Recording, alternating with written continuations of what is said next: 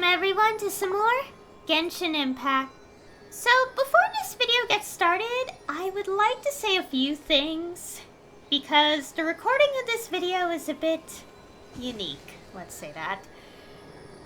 So this intro is recorded much later in time than what will be in the footage that you'll see pretty soon. But here's where it gets confusing. Okay, so this is Chapter 5, Act 6. But the thing is, I actually recorded the entire quest before it was fully supplemented back in Luna 1.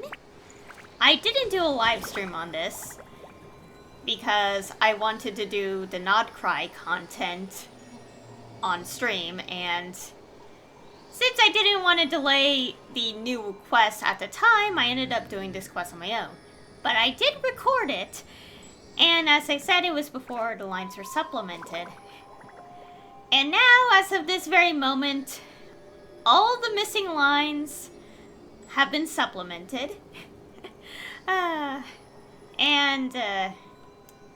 It was definitely a lot, because I had to make sure I reached the quest on the EU server, because well, obviously you can't replay quests, and the entire Dainsleep section wasn't supplemented yet at the time I recorded in Luna 1, so yeah, this entire video was several months in the making, let's say that.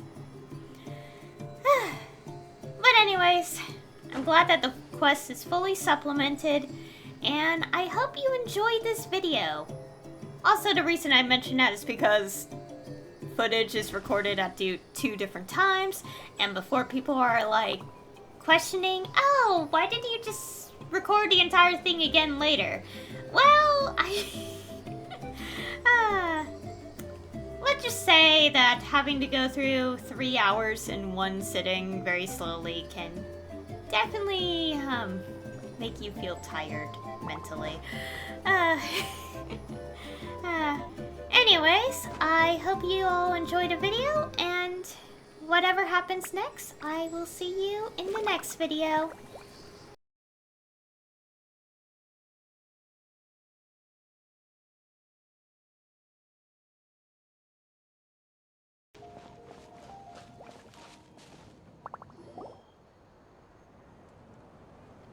Oh, Tulani and Paimon. Fancy that. I didn't expect to run into you two here. Oh hey, Kochi-san! What are you doing here all by yourself? Just so you know, Paimon didn't come here to train.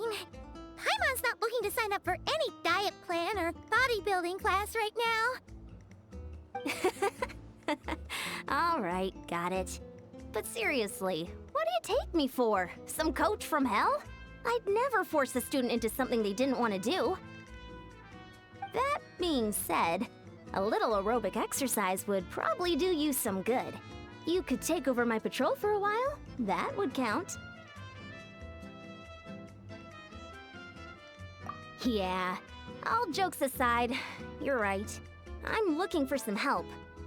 The Collective of Plenty is holding a bodybuilding competition soon, and so many people have been busy squeezing in their last-minute workouts that we've run out of staff for patrols.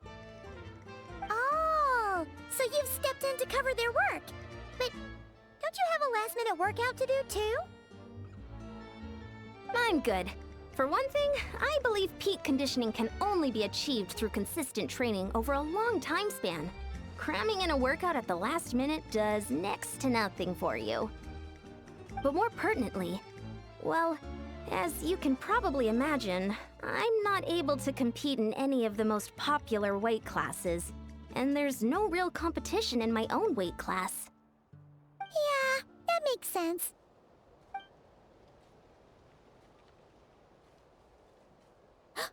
Oh no! Don't look at Paimon like that. We are not the same weight class, and no way is Paimon competing against you! Traveler, let's just help with the patrol, alright? Otherwise, Yan-san's gonna make Paimon enter a bodybuilding competition! Perfect. I managed to get you on board with just one look. Thank you both.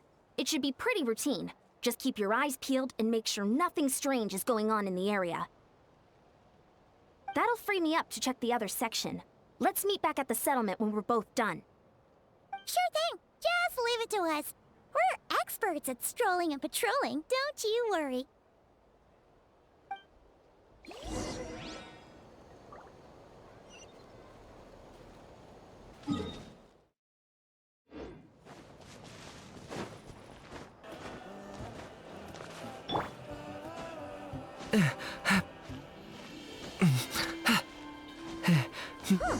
What's this? Was there always a cave here? We should go take a look, right? Seems like a thing to do on a patrol.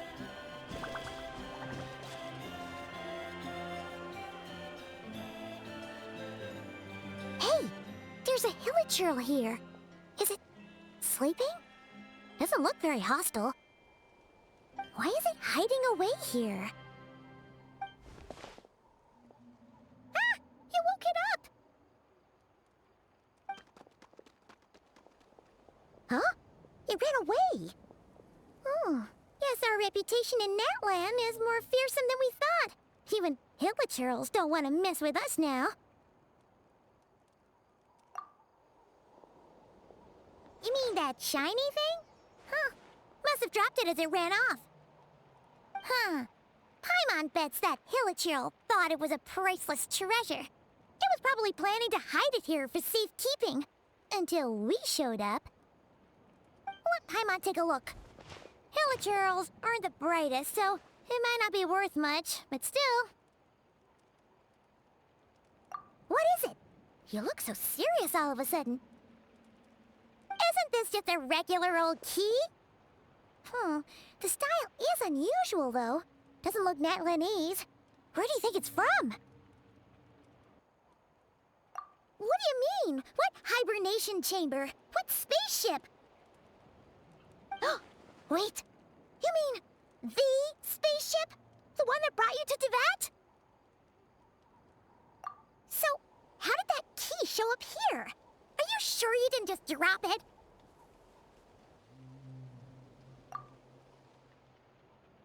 Whoa! Yeah! These look identical! So, if one of them's yours, does that mean the other one is... Knew it! Huh! The keys to a spaceship! Huh! Somehow that really rams home the fact that you really are an actual alien! Wait, no. Descender. But anyway, now we know where it came from. The question is, how did it get here? The simplest explanation is that your brother lost his key somewhere not far from here. Then that hilichurl found it and ducked into the nearest cave to hide it. If that's true, it means your brother was here recently. Yeah. Man, this is so crazy. We only agreed to help with the Ensign's patrol on a whim. And now, we've made this bombshell discovery and found a huge lead on your brother. Should we keep following this trail while it's hot? Or do you think we should check back in with the Ensign? Ah, there you are. Looks like you went the extra mile today. Thanks for being so diligent. Oh, hey, Ensign, what's up? Didn't think we'd see you again till we headed back to the settlement. We were actually just about to go meet up with you. We've made a huge discovery today. I came here to let you know that you don't need to keep patrolling anymore. The bodybuilding competition has just been cancelled, so the usual squad will be resuming their normal duties. They'll be here to take over shortly. Wait, cancelled? Why? What happened? The Abyss Order attacked. Huh?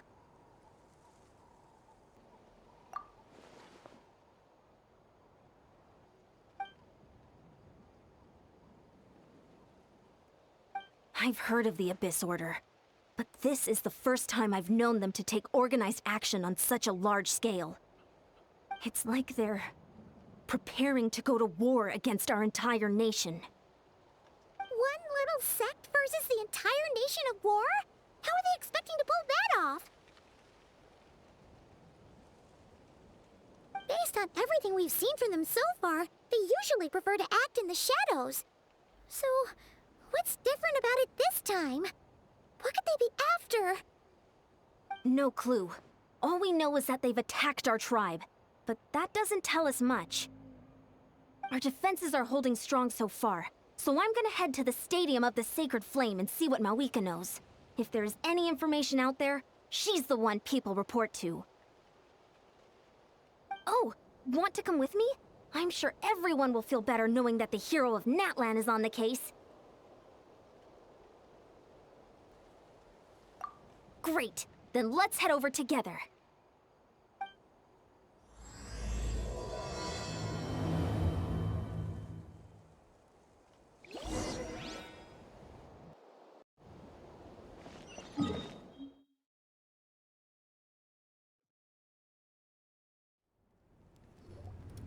Mawika! Oh? Ah, great timing, Ian-san. I was just about to send someone for you. And it's good to see the travelers with you. How are things looking? What's the latest word from the messengers? The Abyss Order has been spotted near several tribes at the same time. Clearly, this is a coordinated strike. Also, their numbers are much higher than expected. Their organization appears to have grown considerably, but because they're usually so secretive, this is the first we're learning of it. It sounds like they're throwing everything they have at us. What are they trying to achieve? That's what I'd like to know as well. Historically, Natlan has not been a hotbed of Abyss Order activity, and we have no particular quarrel with them. Could it be... revenge, perhaps? Would they want to get back at us for a recent victory over the Abyss? Oh, seems unlikely. But then again, Paimon wouldn't put anything past the Abyss Order. It's too early to say anything definite. For the time being, we should continue monitoring the situation. How are the battles going? Not too many casualties, hopefully? Well, even if they're committing all their forces to the fight, they're in for a tough time. Our brave warriors have just emerged victorious from an all-out fight against the Abyss itself. Yep. We have a whole nation's worth of seasoned veterans fighting for us. Compared to the true Abyss, the Abyss Order poses a far smaller threat. They cannot endlessly replenish their forces for starters. However, this is still a war, so we must give it our all and do our utmost to minimize casualties. The tribes are organizing their defenses as we speak. Traveler, this is one war that Natlan can handle on its own. If you wish to stay out of it, you'll be safe here at the stadium with me.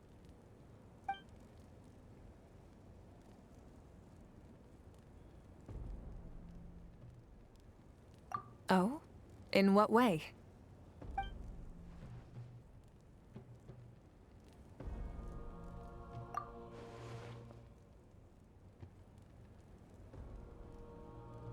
Yep, that's how it is.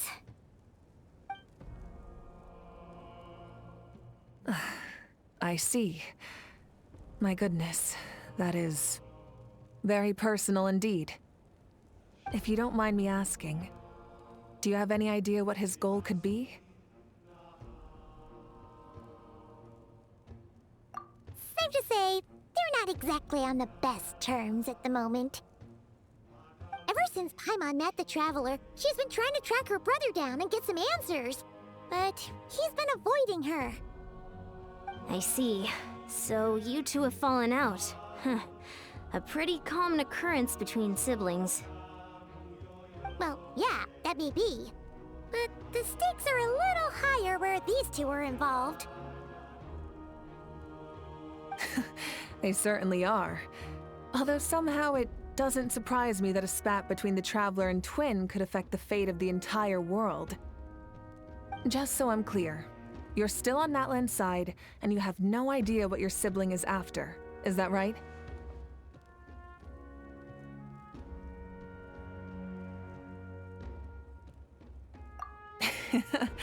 Well, that's a relief. When you first mentioned your sibling, I was worried we were about to be thrust into an impossible position. Our reports say that the Abyss Order has focused most of their efforts against the Masters of the Nightwind. If you don't plan on staying here with me, I'd recommend going there to lend them a hand. I'll join you. Right now, the Collective of Plenty isn't facing a serious threat, so we should support the other tribes. Many thanks, you two. Anything you need, send word to me right away.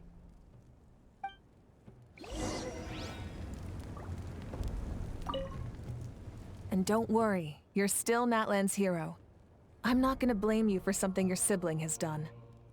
Still, if we manage to find your brother, you wouldn't mind if I gave him a good punch to teach him a lesson, would you?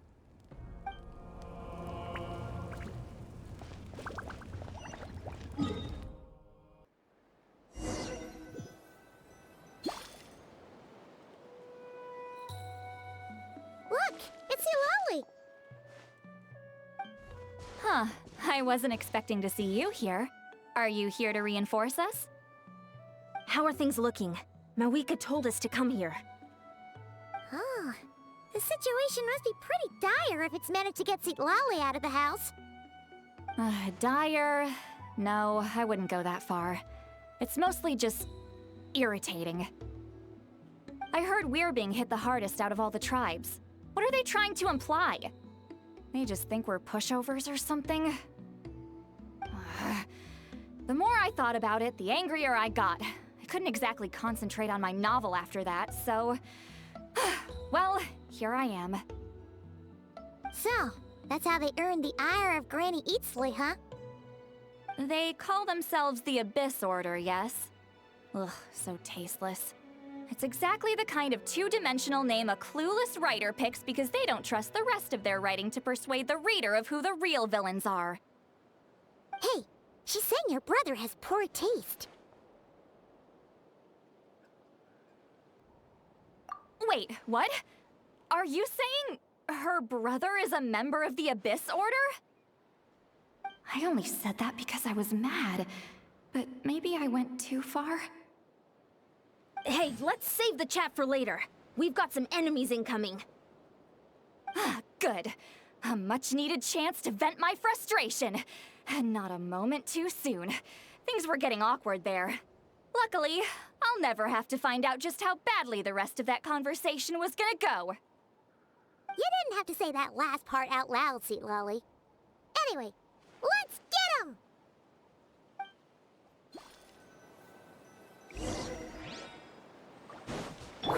Hey! Fulfill our pact!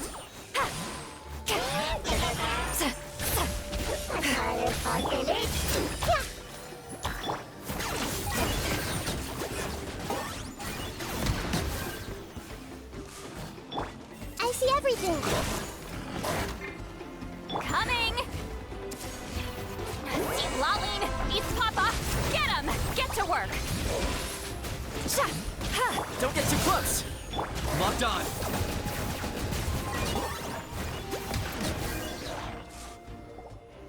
Phew, much better. That's more like it. Oh, impressive work, Granny Eatsley. If I'd known you were on the case already, I might have reconsidered whether your tribe really needed reinforcements. If anyone should be reconsidering, it's the Abyss Order. They picked the wrong target this time. Experience says that if we head in the direction they were attacking from, we should find their stronghold. Why don't we press our advantage and destroy their base? They won't know what hit them. Hey, was there a battle here just now? Need any help? The warriors from the Masters of the Nightwind are here! The battle against the Abyss is still fresh on our minds, so everyone's used to working together. Well, morale's high and everyone's here. Let's go take down that stronghold! Hey! Show no mercy! Take this! Committed to memory! I got him cornered! Forward! Crush them!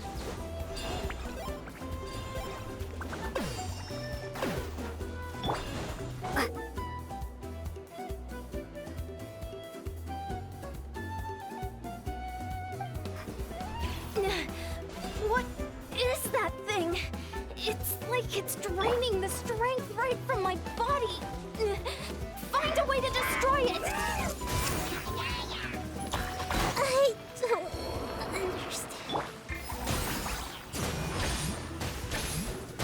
Locked on. The Abyss Order's resistance is faltering. Now's our chance!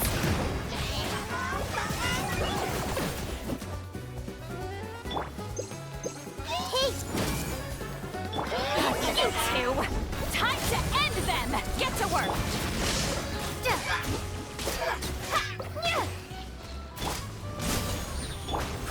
Grow! Target acquired.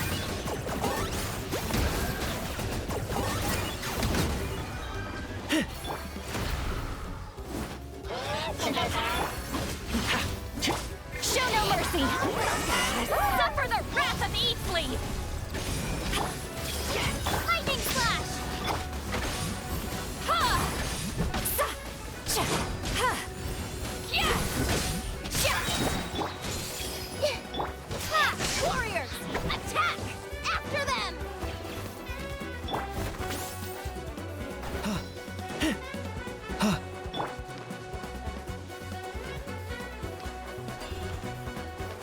Everyone hold hands!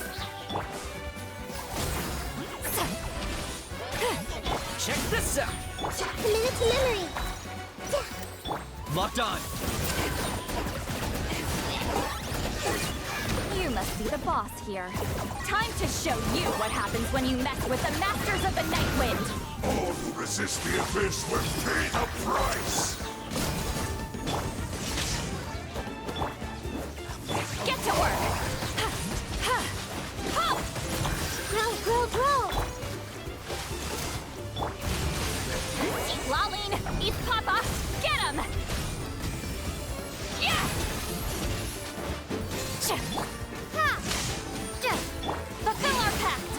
The world This stronghold is neutralized. Good work, everyone. The Abyss Order's all bark and no bite. To be honest, this was anticlimactic. I was hoping for a personal apology at the very least. And ideally, a whole speech acknowledging the superior might of the Masters of the Night Wind. Well, whatever. I'll just have to make up for it with some extra wine at the victory feast. With the stronghold cleared, this area should be safe for the time being. But still, something tells me we can't afford to let our guard down yet. Maybe it's just me, but an enemy under siege normally defends their stronghold at all costs. The fighting gets more and more intense right till the bitter end. But this time was different. With a few exceptions, most of the enemies here gave up and fled the moment that... well, I don't know, but it seemed like they sensed something. Huh? Not sure I follow. They did a tactical retreat, that's all.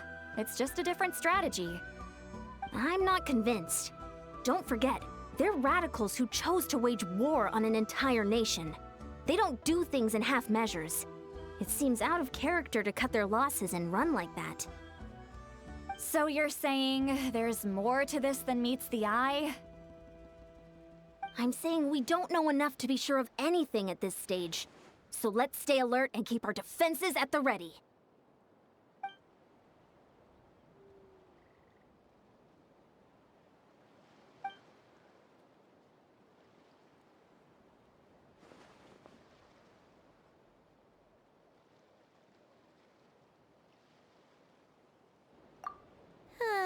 Paimon had a hunch you might say that.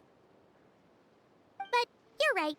If we can somehow use that key to track down your sibling, maybe we can end this war before things get serious. And maybe you can finally get some answers. Wait, you're leaving? But I was still debating whether to invite you to the first victory feast. Go ahead, you two. See, Lolly and I will take care of things here.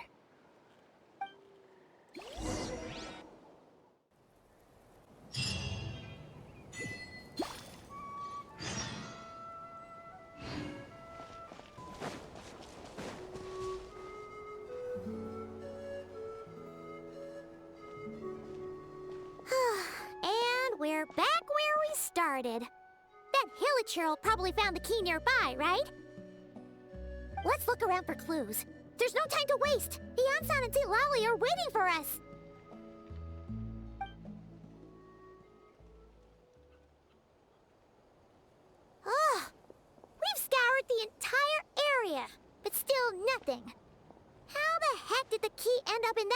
girl's hands? Are we supposed to believe that it just fell out of your brother's pocket as he passed by? Seems kinda ludicrous to lose something so important in such a dumb way. But then again, who knows?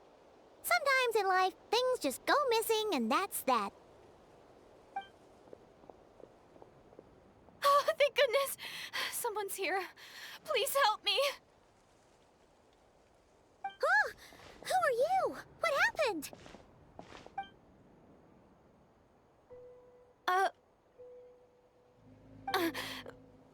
No, now isn't the time. Please, you've got to help me. I'm being chased by monsters and I can't keep running. Can you do something?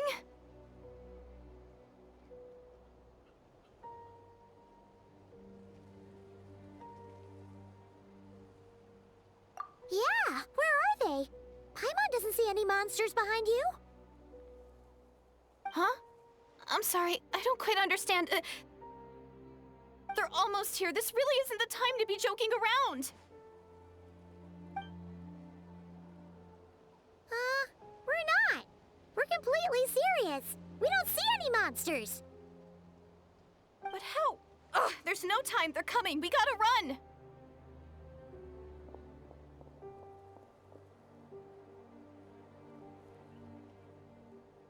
What's wrong with that girl? She must be seeing things. Oh no! It looks like something really hit her. Maybe she was right. Quick, let's see if she's okay.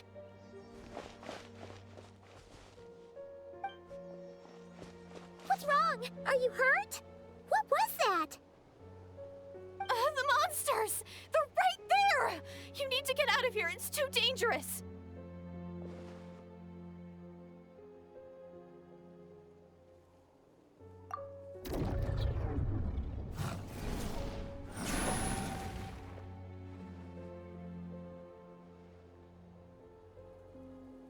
Huh?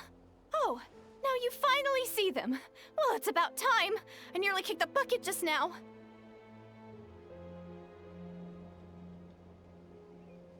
Great! Thank you, Savior! Savior?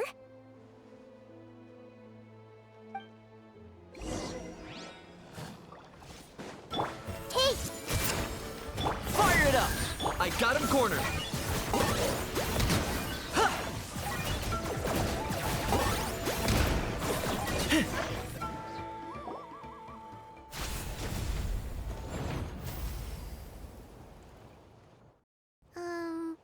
You done? Paimon still can't see anything, so she can't tell. It just looked like you were slicing at thin air. Kind of funny, actually.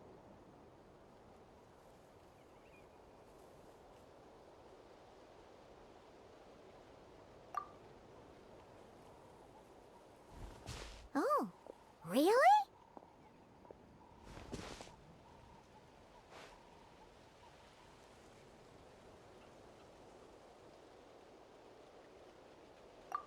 Sure.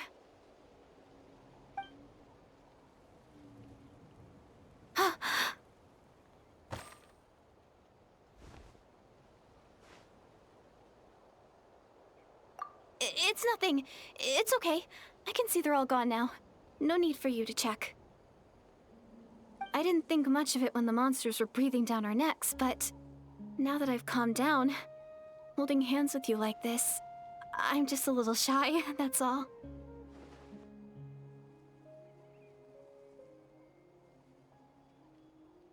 Huh? Have you never shaken hands with someone before? You sure get flustered easily. Well, anyway, I haven't had the chance to introduce myself yet. I'm Deirdith. Thanks for, saving me just now. I'm really grateful for your help. No worries. Paimon's Paimon, and this is the Traveler. With her around, you'll be safe from any monsters. As long as they're visible. So, what was the deal with those monsters just now, anyway? Your guess is as good as mine. I could see them the whole time, so when you said you couldn't, I thought you were making fun of me. Whoa! That must have been scary. The idea that we'd stand by and laugh while some poor girl was being hunted down by monsters?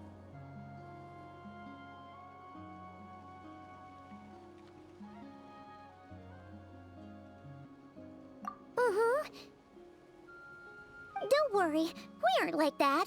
When we say we can't see something, it's because we really can't see it. But more importantly, did the monsters hurt you? How bad is it? It's nothing serious. But I did sprain my ankle back there. I won't be doing any more running for a while.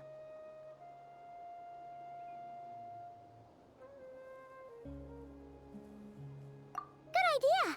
We'll take you!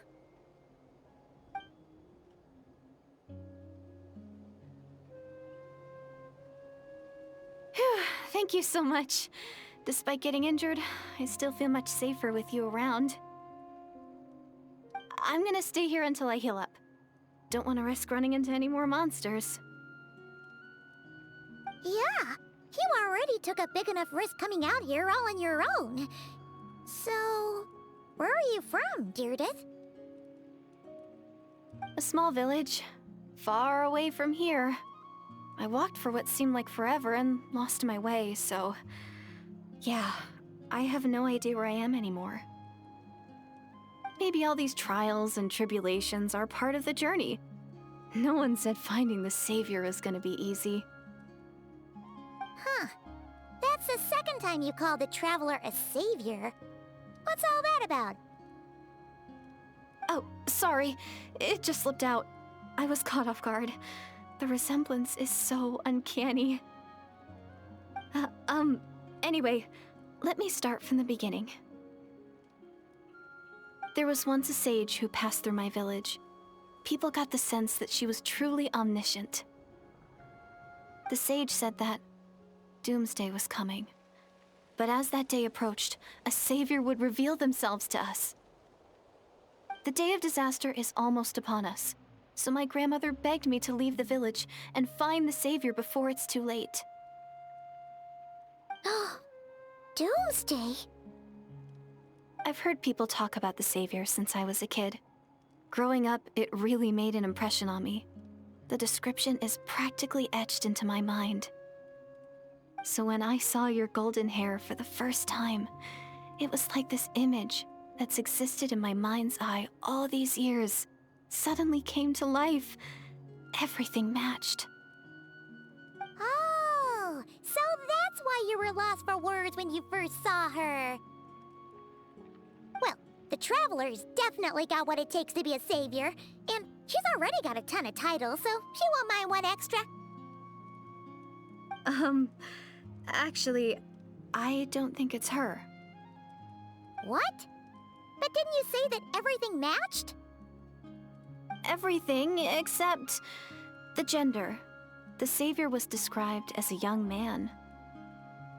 Oh, for goodness sake. There are gender requirements to be a savior? Really?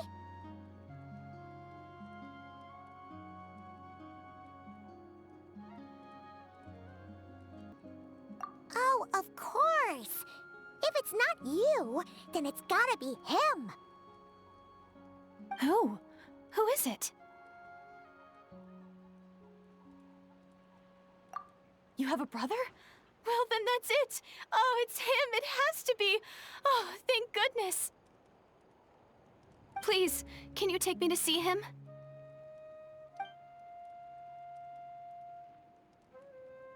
Huh.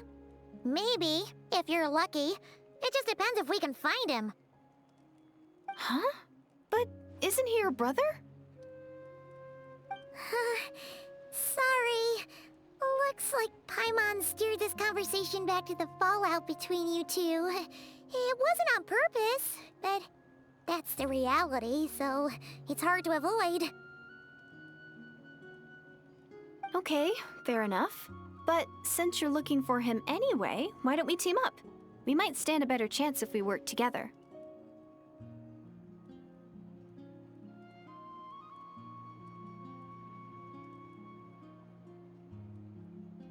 Yes, everyone says that the disaster is inevitable. But the Savior will rescue us all from our pain and suffering. I've always dreamed of meeting the Savior. Do you really buy this whole doomsday thing? Seems kind of far-fetched.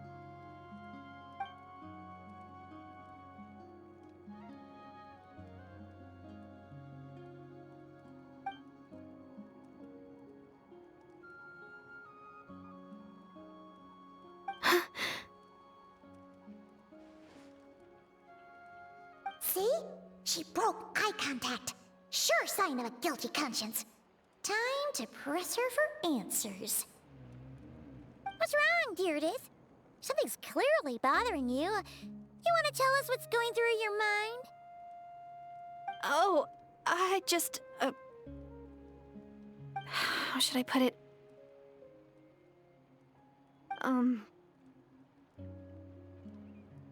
The Traveler looks just like the Savior of my dreams. And it's not every day that the Savior of your dreams swoops in and saves the day in your moment of crisis. So I'm just a little overwhelmed, that's all. 3 seconds of unbroken eye contact is the limit. I don't think my mind and body can handle any more than that. What do you mean, limit? What happens after 3 seconds?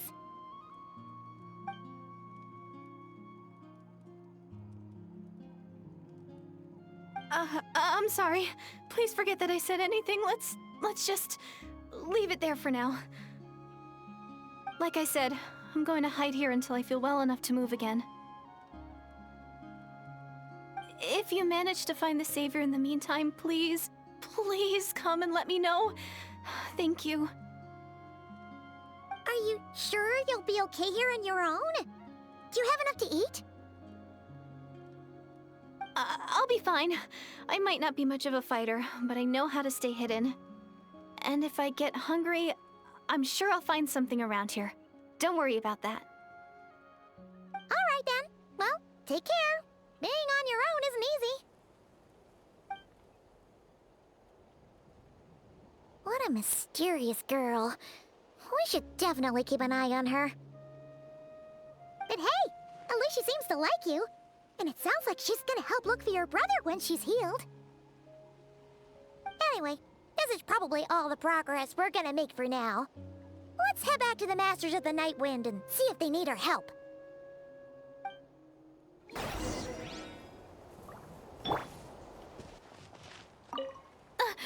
Don't worry, I'm fine. I just need some time to myself.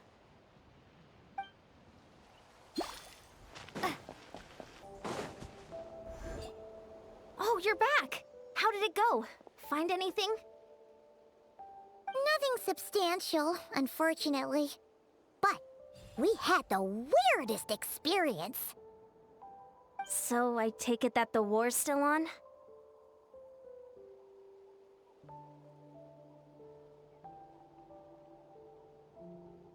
That's okay. I just wasn't sure, because things seemed to be at a standstill while you were gone.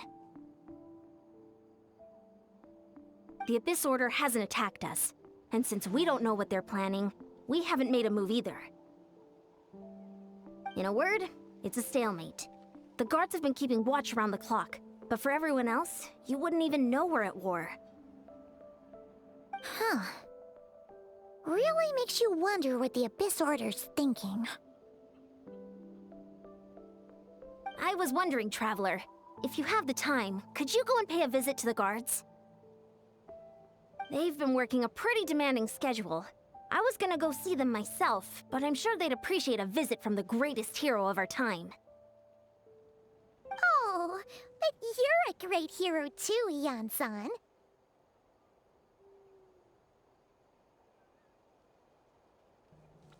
Great. Thanks, you two.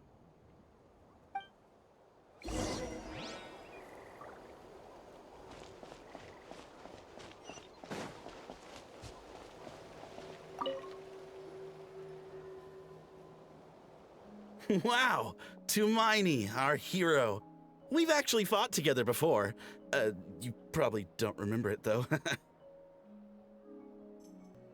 You do? Then it's truly an honor to serve alongside you once more. Thank you for standing guard this whole time. It's all good. Honestly, it's not been that much work. Haven't heard a peep from the enemy.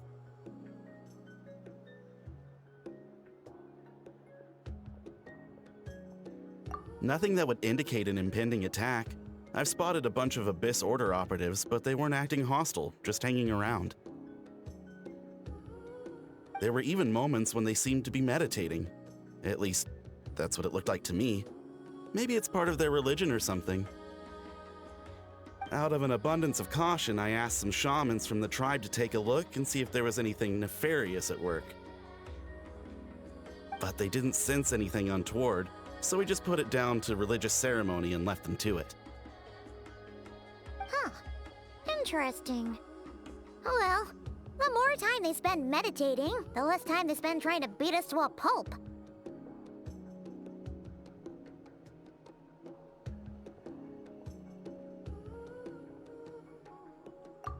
Well, the shamans didn't raise any concerns, so how bad could it be?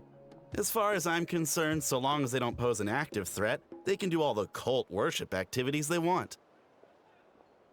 Besides, as soon as everything's in place and we're ready for an all-out offensive, there'll be no match for us. Huh. Sounds like morale is pretty high. Guess there's strength and confidence in numbers. Let's keep going, traveler.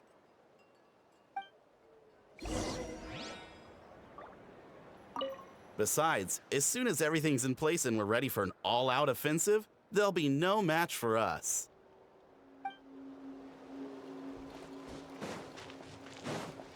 Don't worry, I'm sure they'll show up soon. Huh? Is that Tumaini? What brings you here? Is this, like, a meet and greet? I wasn't... I'm so nervous. Hey, come on! You'd march to war without so much as blinking. What's so scary about a chat with a traveler, huh?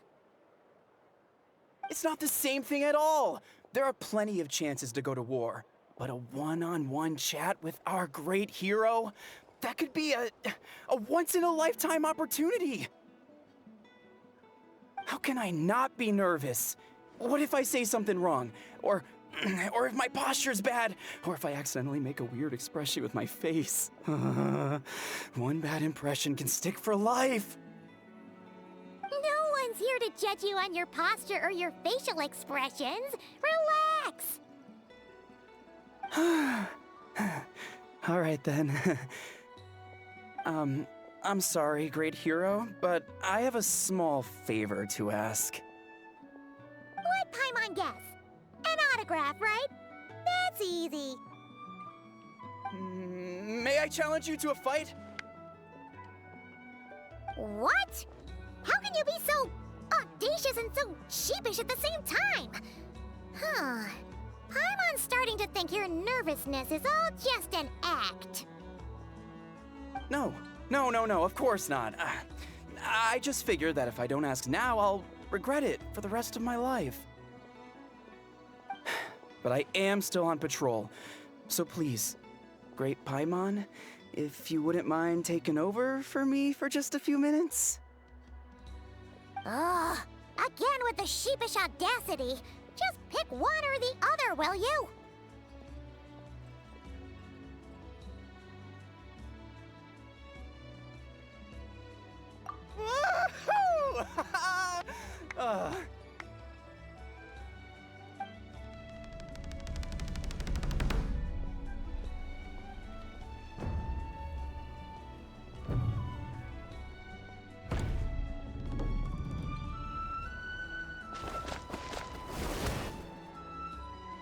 Obviously, I never expected to win, but until now, I didn't appreciate just how great the gulf was between us.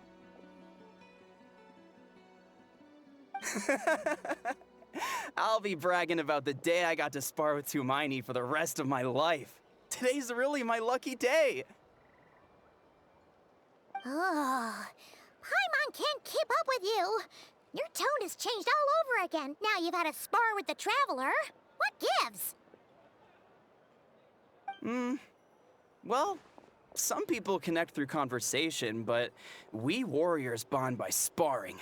And now that I've had a bout with the hero, we're no longer strangers. Nothing to be nervous about anymore. Okay. Well, to each their own. But Paimon's still gonna stick to conversation.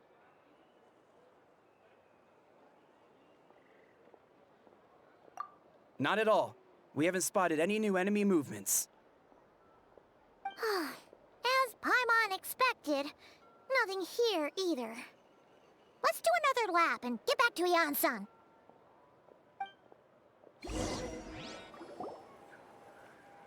You're back.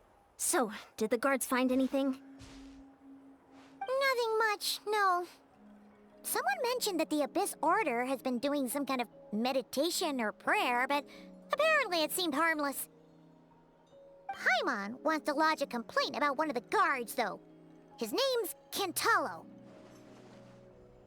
Hmm?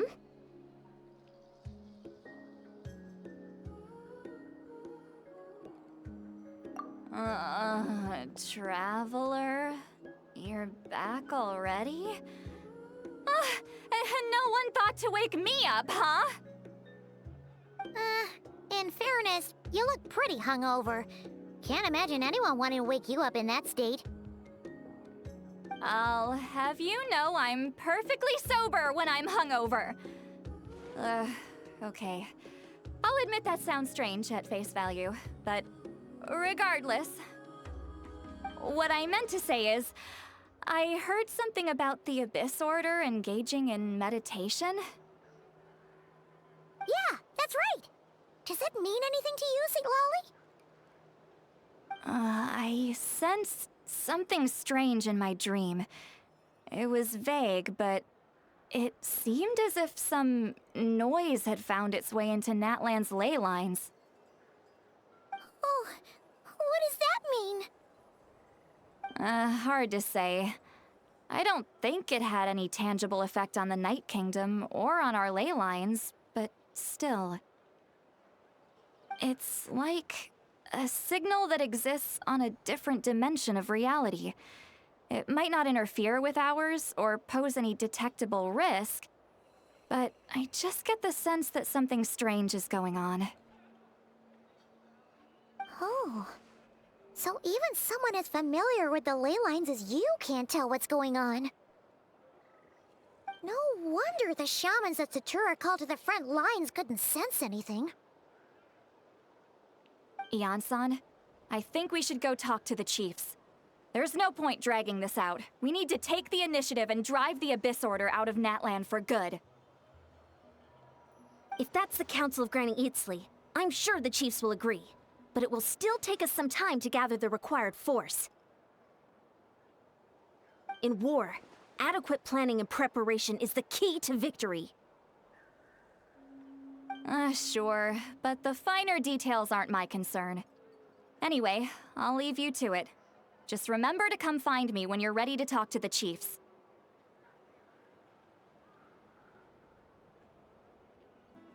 Oh? Sure, what is it?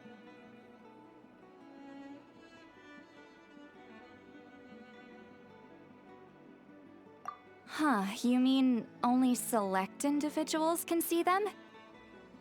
Now that's a strange one. I guess they could be manifestations of a disturbed psyche? Or extreme negativity embodied in physical form? It could also be a simple case of dead monsters whose souls got stuck here somehow. Well, I say simple. Things quickly get confusing when you start looking into monster souls. For starters, trying to figure out which classification system to use is a real pain in the... All right, we get it. Granny Eatsley's learning and wisdom knows no bounds. But could we just get the short answer? Hey, I was just thinking out loud. You really think I was just trying to flaunt my knowledge? Anyway, the short answer is... there are many potential explanations for the kind of phenomenon you describe. That said, It's not something I've ever encountered in all my years. Whew, wow. Okay. Well, if Granny Eatsley's never seen it, it might as well not exist, right? Hey, I'm not that old!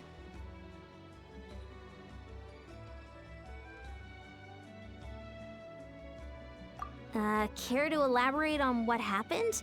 This all sounds rather mysterious.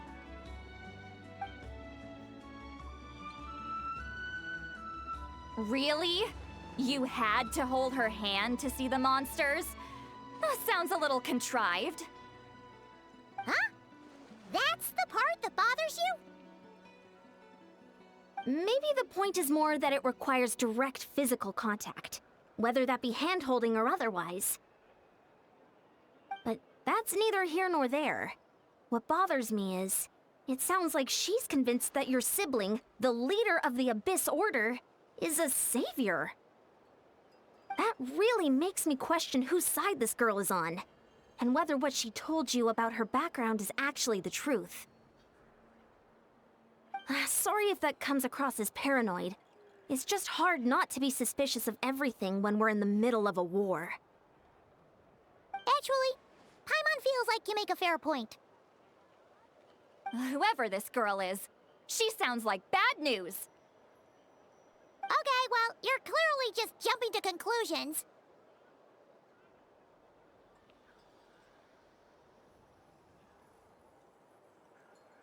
It's hard to know what to make of it.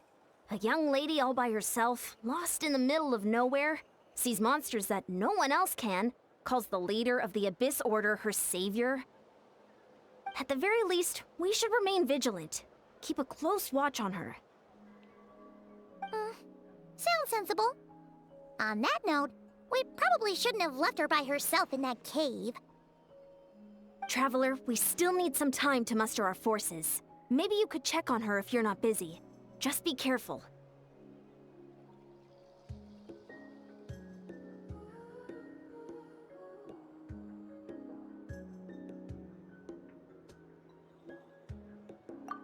It's settled then. Let's go check on her.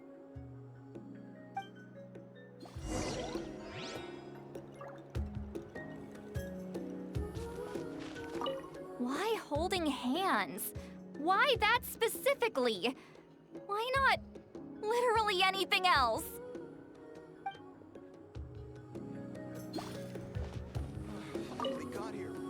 I'm not normally so suspicious of strangers, but at times like this, the safety of the tribes has to come first.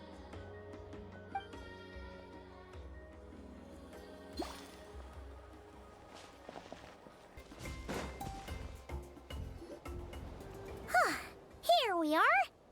Deirdre will still be here, right? Oh, it's so quiet though. Uh-oh. What if Yansan was right? Maybe she never intended to stay here at all.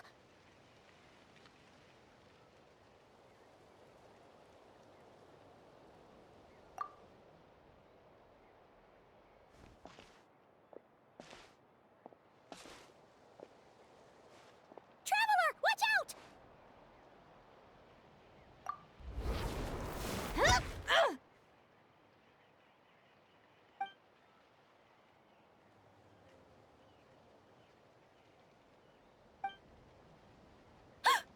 Oh, sorry. I didn't know it was you. I heard a noise and I thought it was the monsters coming to get me. Oh, did I hurt you? Oh, I'm so sorry. I wasn't thinking straight.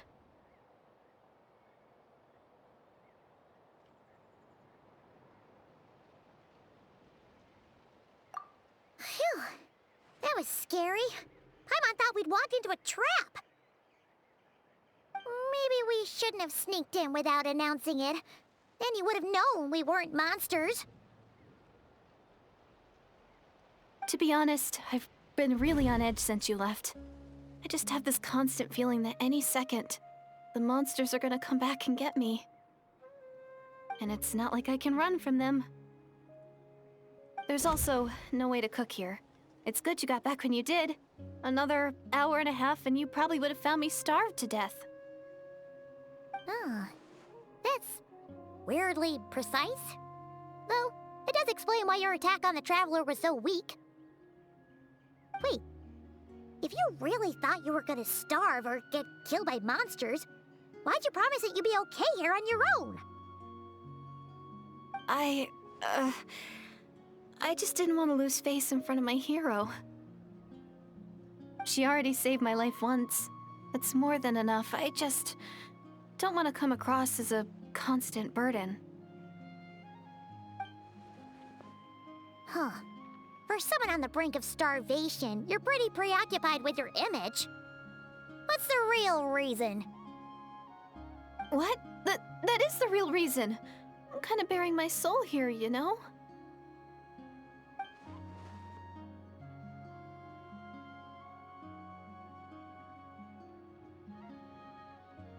Anyway, so, could you make me some food now?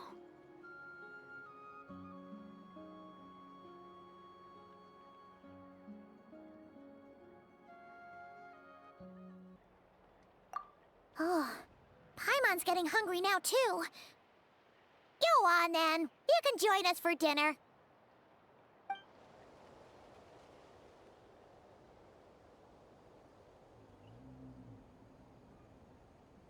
Whew. I am so full. Thanks for saving me, again. Starvation feels like a distant memory now.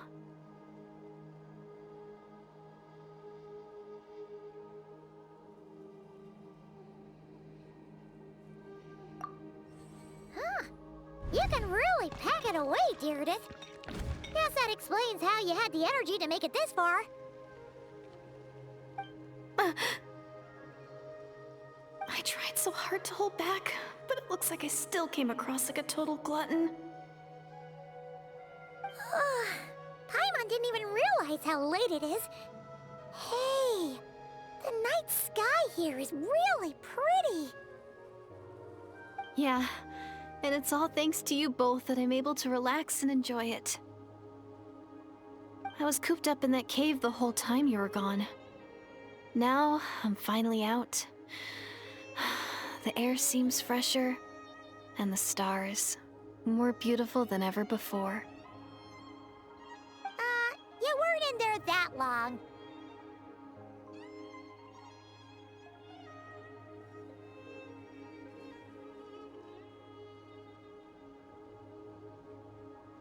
When I was young, I used to lie on the roof of my house, gazing up at the stars. And often, my mind would drift to this question. Is this starry sky actually real?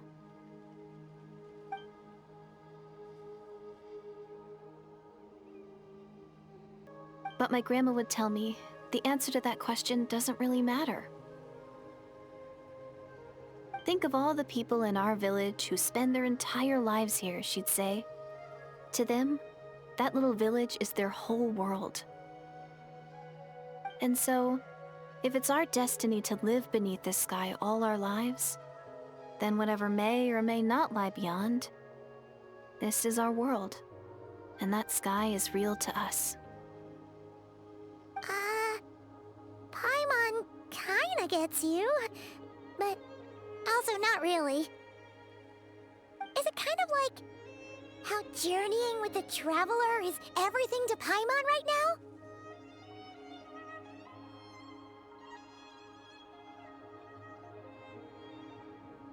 I really treasured my world for a really long time. The village was my everything. The houses, the scenery, stories I always loved to hear about the Savior. But I could never bring myself to agree with Grandma. Even if the village was my entire world, I still had to know what lay outside its borders. Yeah! Go you! So, I finally ventured out, and set off on my journey to find the Savior.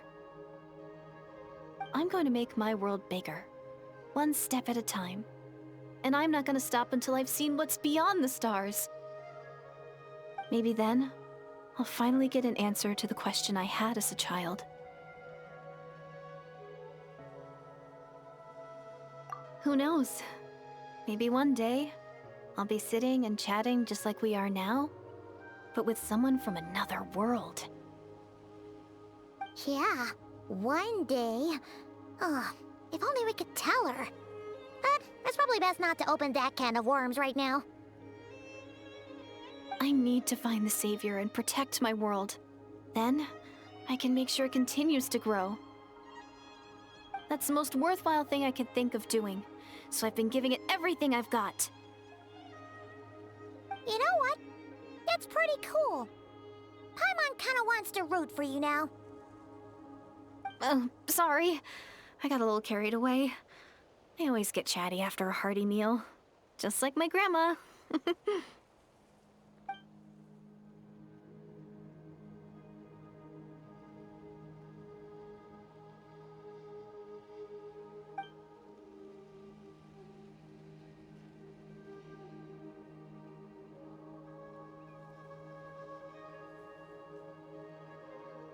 Hold on. Shh. It's them. The monsters are back. Where? Oh, still invisible, huh?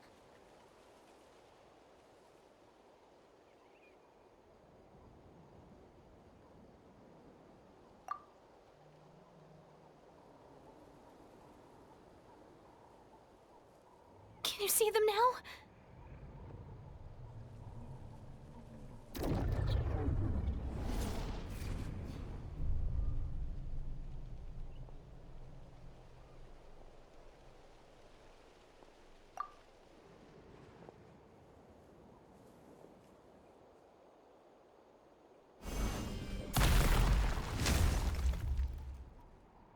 Oh, Paimon still can't see anything. But please, be careful.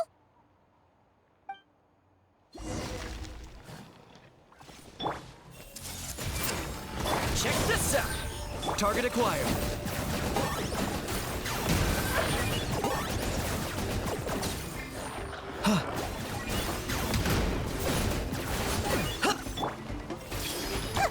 Don't get too close! Lightning slash!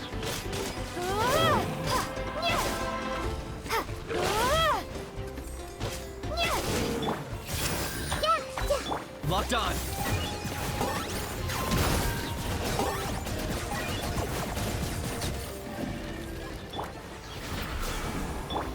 I see everything.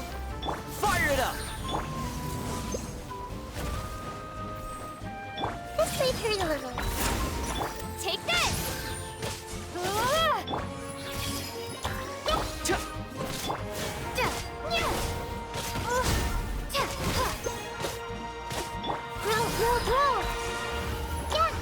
Lightning slash! Huh? Wow, that was fast. Did you get all of them? Oh, Paimon's slowly but surely getting used to the sight of you fighting thin air. You doing all right, Deirdith?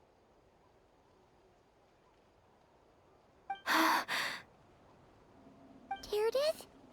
Hey, it's okay. There's nothing to be scared of anymore. Oh, I'm fine. I just spaced out there for a moment. You spaced out? That's a pretty bold move under the circumstances. I was just... the image of the Traveler fighting to protect me. I was trying to commit it to memory. Seems like the least I can do. All right. Whatever floats your boat. Anyway, there are no more monsters in the area, and it's getting late. Why don't you stay here tonight? Sounds reasonable to Paimon. What do you think, Traveler?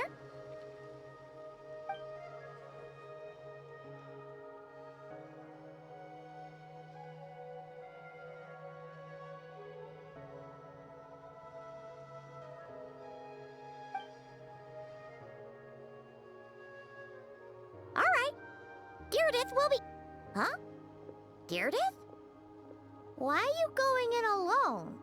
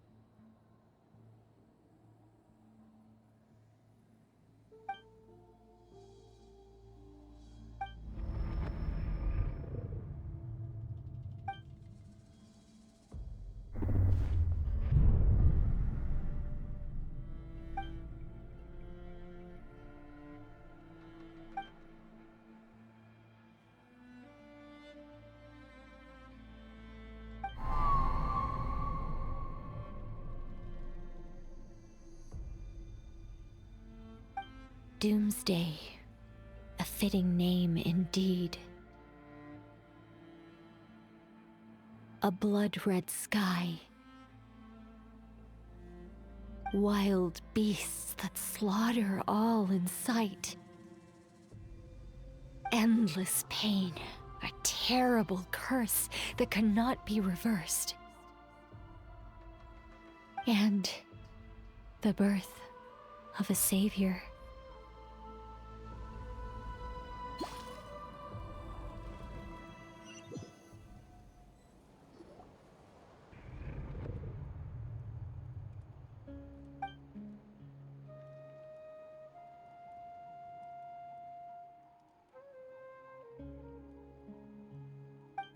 You're awake.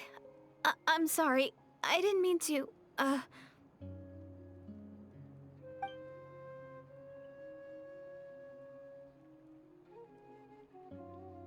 You just look quite distressed, like you were having a nightmare. I thought if I took your hand into mine, you might find it soothing. At least, that's what my family always did when I had nightmares. But it didn't seem to work on you. In fact, I think I made it even worse. I'm so sorry. Oh, is that right? You better not be trying to pull a fast one on the Traveler. What? Don't be so... I have more self-control than that. Self-control? What does that have to do with it?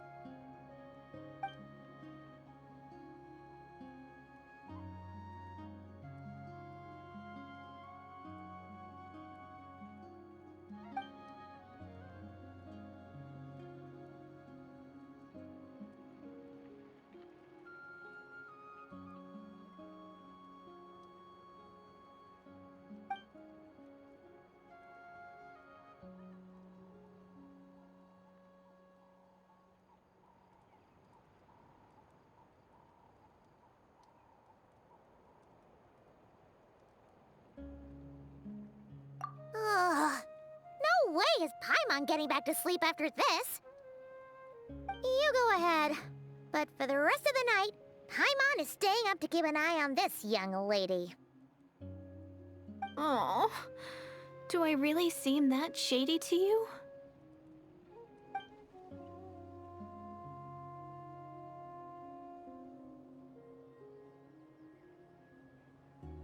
Well, Deirdre, there should be enough food for 3 days. Make sure you eat the perishable stuff first, so nothing goes to waste. You can't tell which stuff is perishable, right? Yeah, I can tell from the ingredients. Thank you so much for making all this for me. 3 days will definitely be enough time for my ankle to heal. Then I'll continue on my journey to find the savior. All right, then we'll be off. Bye for now, Deirdre. See you? Wait! But if this is goodbye, how am I supposed to find you again? Oh, I mean, what if I find your sibling? How am I supposed to let you know? Ah, that's a good point. We share the same goal, but we're constantly on the road, so we've got no fixed address. How about this? When the time comes, you can just write a letter to Mawika. She'll be able to find us for sure. Mawika? Who's Mawika?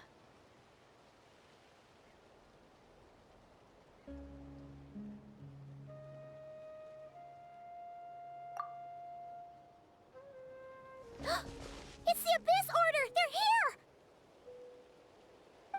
But it doesn't look like they're marching to war. More like they're... running away? Where? What are you talking about? A bunch of Abyss Order thugs! You don't see them? They're heading right this way!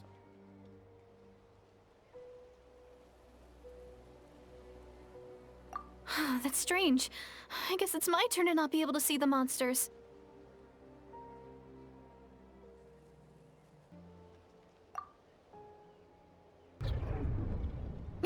You're You're right. I see them now. You weren't joking after all. So this is what it's like. What a weird situation. What is making these monsters invisible? Is it Deirdre? Or the monsters themselves? Or is it us? Well, might as well mow these ones down, just so they can't pose a threat to the tribes.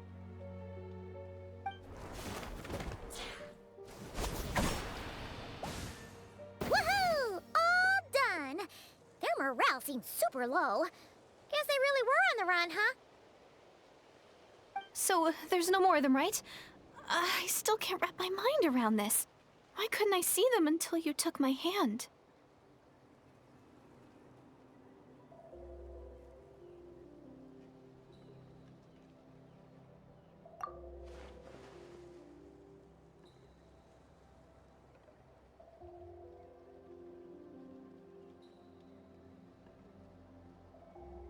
So, any ideas on why those monsters might have been running away? Maybe something went down on the front line. Oh, Paimon's getting a little worried about Eon-san and the others. Let's head back to the Masters of the Night Wind right away. We gotta go. Bye for now, Deirdre. See ya, and please take care.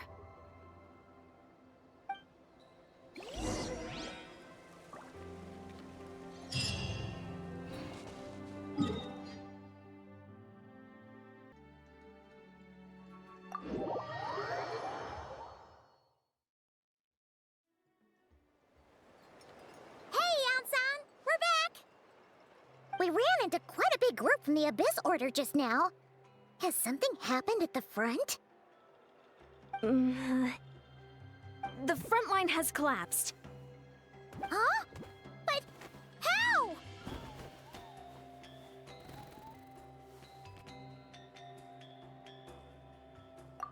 No, relax. Their front line has collapsed, not ours. Oh, feels like you could have phrased that more clearly at the start. But this is good news, right?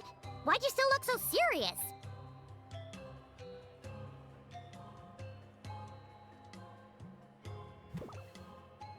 No, we're still mustering troops. Nowhere near ready to go on the offensive. So at first, I was also confused about what exactly happened out there.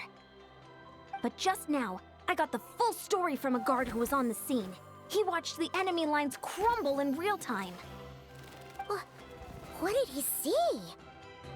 One person. Just a single individual. They stormed the enemy lines and attacked with a vengeance, cutting them down like paper dolls. They wielded an unknown power and fought with a sword style that no one recognized. The guard who relayed this to me said that before he even had time to react, the enemy was decimated. I'm only recounting what I heard, and I'm sure the guard in question must be exaggerating to some extent. But still, we have to identify this person. And assuming they're a neutral party, we'll need to figure out how to engage with them. Clearly they're a force to be reckoned with, so we don't want to come across as too weak or too hostile.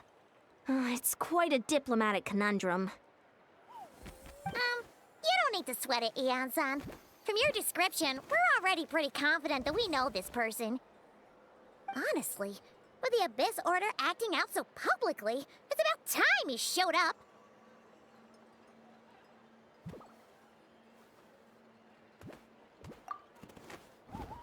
Dainsleif!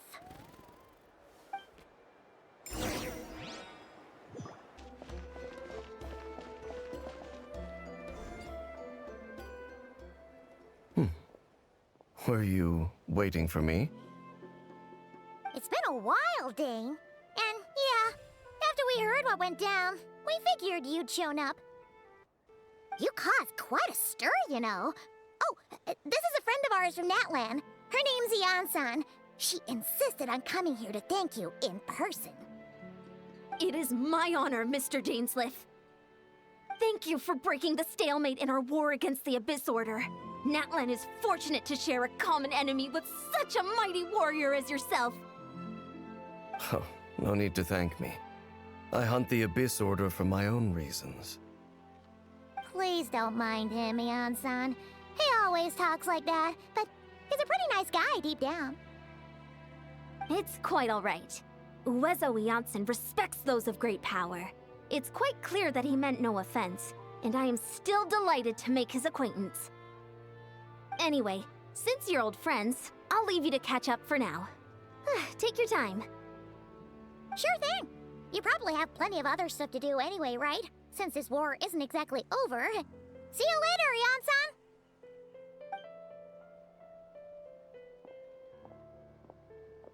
Hey, Dane! Would it have killed you to be a little more polite? She's our friend! Ian-san, yes? I will remember the name. But I will not invest more emotion than is necessary when dealing with the citizens of the Seven. It is a matter of principle for me.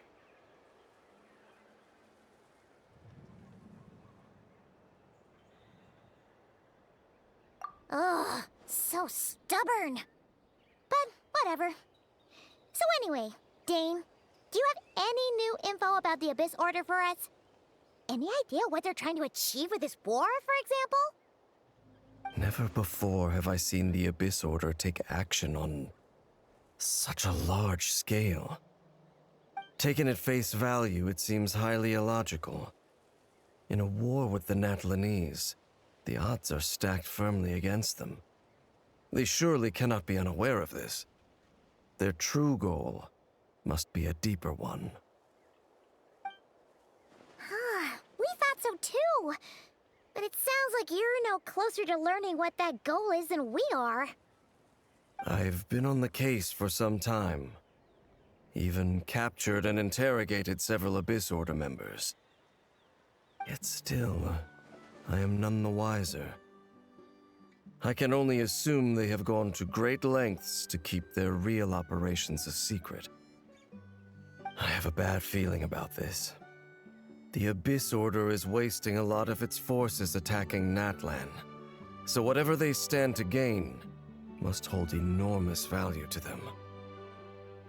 What do you think we should do?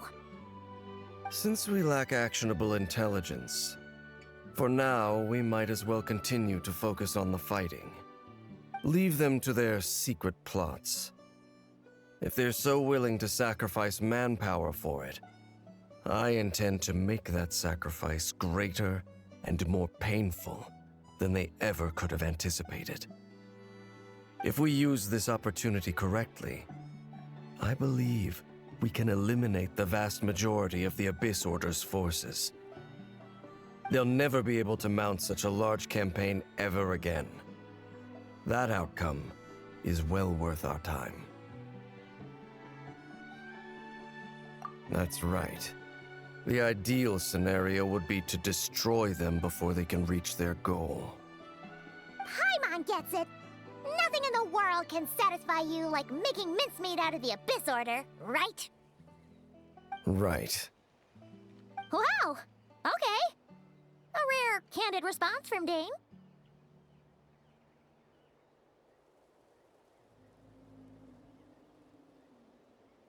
What about you? Any news to share from your end?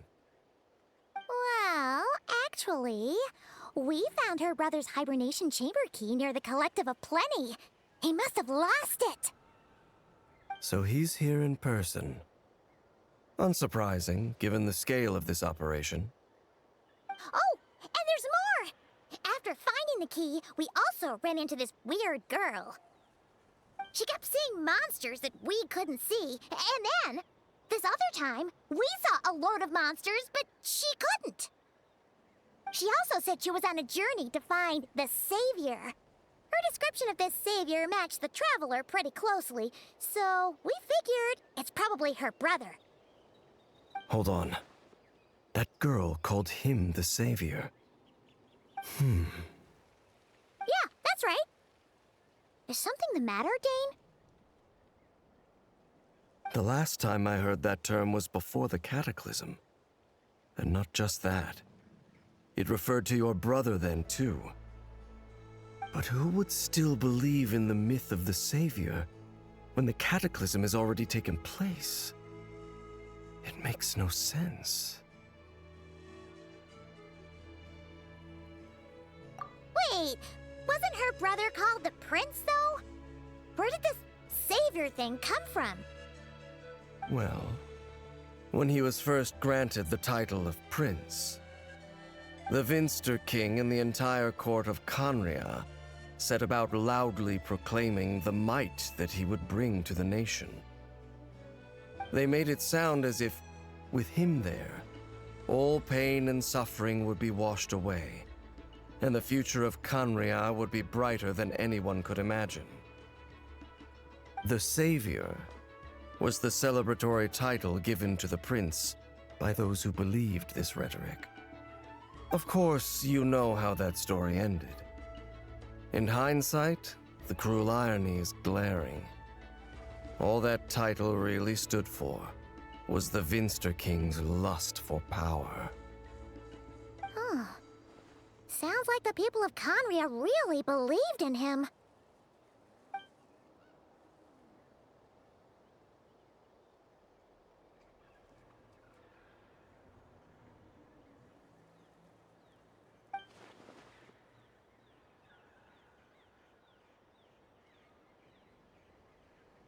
As for the girl you met, allow me to offer some speculation.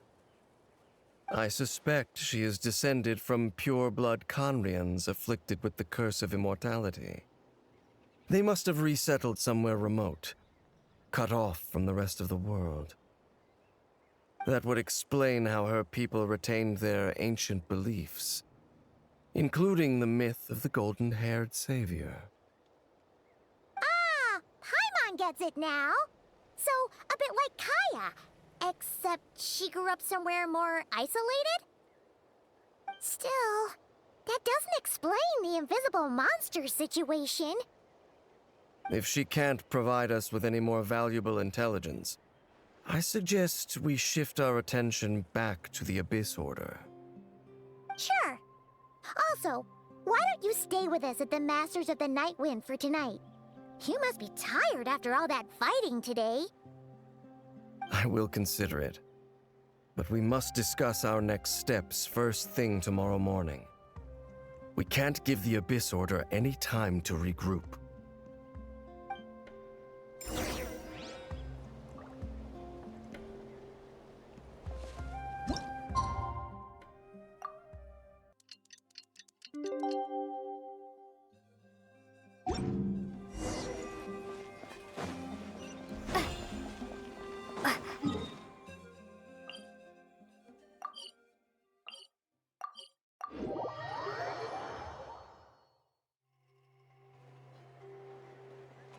No, we can't give them that much time. Is that Dane and Yansan discussing strategy together? Huh. Looks like they're getting along just fine.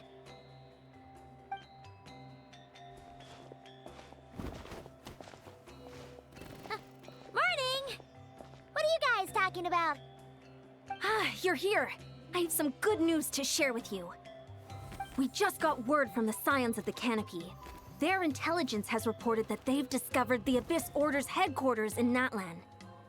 After their front lines dissolved, the bulk of their forces fell back to that area. It's also where their central command is located. The location? The Cinder City. Cinder City, huh? That tracks. Seems like their kind of place. Hey, this is great! This could be our chance to crush the Abyss Order once and for all! And with any luck, maybe we'll find your brother there too! Yep, our army is almost ready, and we've sent a message to Mawika to let her know the plan. We can't really launch an operation this big without the okay from the Archon. I beg to differ. This is wasting time. You have the intel you need, so act on it. Every second you delay only increases the Abyss Order's odds of survival. I've already explained my reasoning, Mr. Dainsleif. I understand your concern, but an immediate strike is not on the cards for us. Very well. Then I will go there alone. Thank you for the intel, Yansan. You're gonna go on your own? come on, be sensible. Just wait a tiny bit longer, and you'll have a whole army going with you. It's all right. I support your decision, Mr. Dainsleif. Huh? Shouldn't you be talking sense into him? I admire his courage, and I believe he is strong enough to take on the Abyss Order on his own. And even if things don't go to plan, he just needs to bide his time until we arrive with reinforcements. Mr. Dainsleif, I wish you the very best of luck. Thank you. Looks like he's waiting for you to say something, Traveler.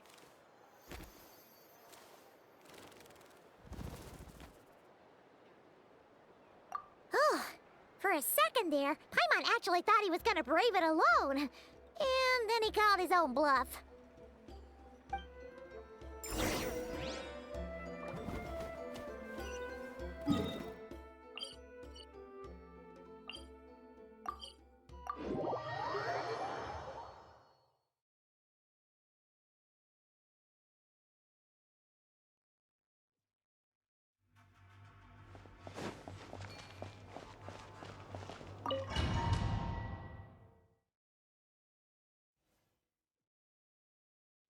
Is this the place?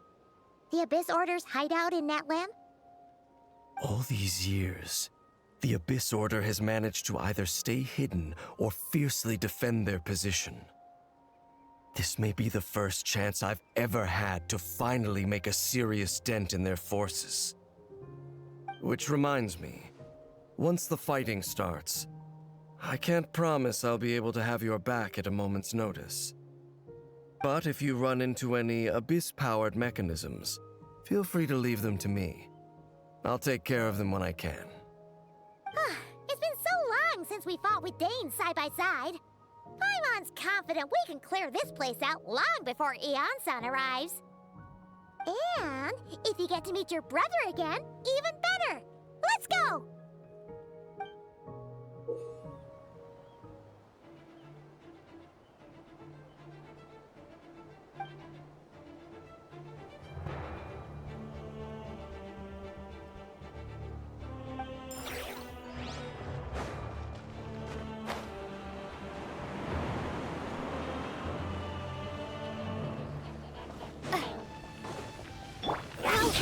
Cheap tricks.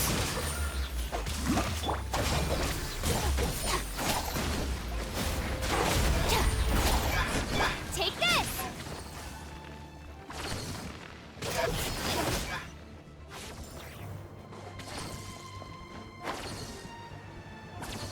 You won't get another chance. Hey! Rain outlines your fate. Huh? Dissipate! No mercy!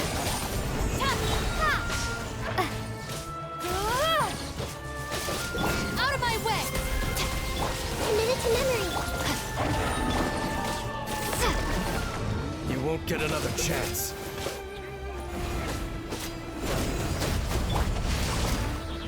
Stand with me!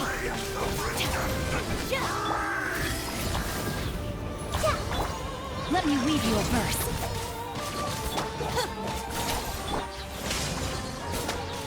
This makes her look.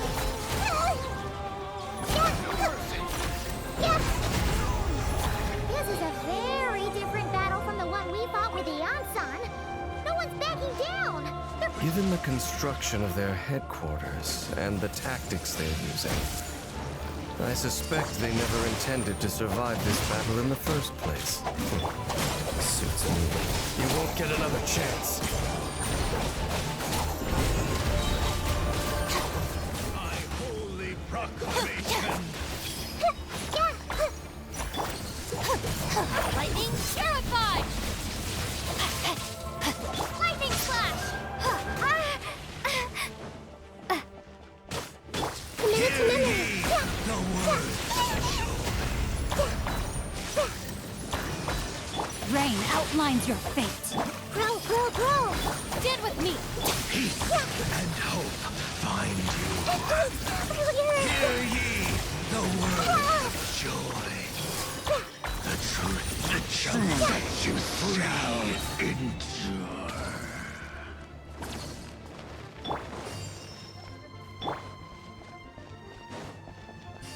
You won't get another chance. Our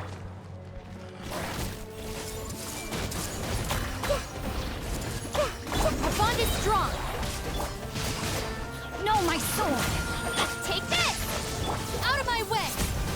Rain cutter. Just wait for Luna.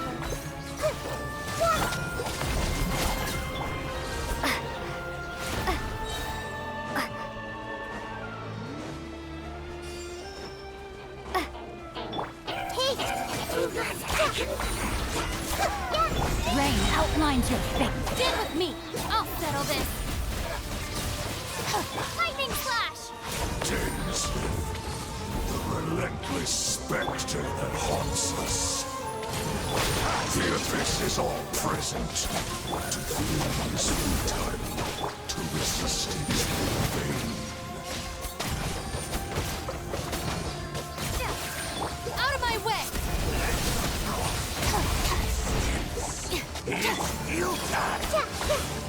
Take this!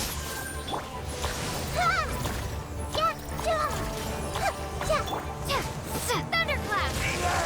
We've reached the end, but still no trace of your brother. So, who's calling the shots here?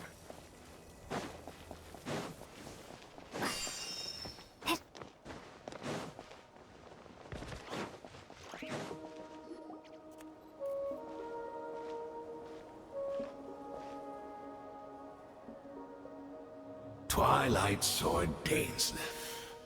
Is this really what you want? It is indeed. I will take every opportunity to hunt you down to the last man.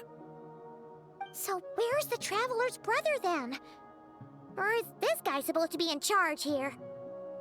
So, this is a hunt to you. I must say I pity you, Dainsleif. The death you dole out so readily to others is a luxury you yourself cannot enjoy. But today, that is the least of your worries. Do you realize that all your years of pursuing us are being rendered utterly meaningless, even as we speak? Your riddles tire me. The overwhelming advantage is ours, at least for the moment. You know what that means for you. I'd like to see what makes you believe you've already won. Or that you can still turn the tide of this war. Then allow me to be frank.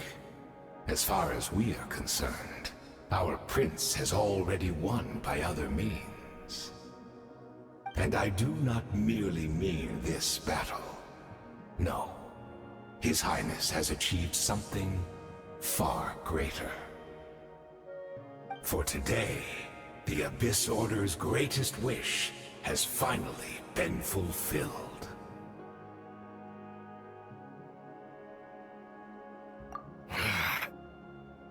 Our Highness quietly infiltrated the Night Kingdom to exploit that realm's past experience with ley line reconstruction.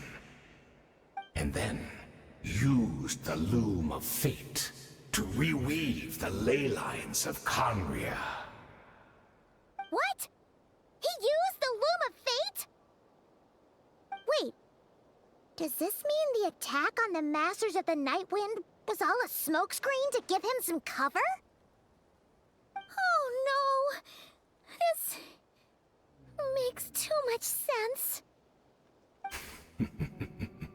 Correct.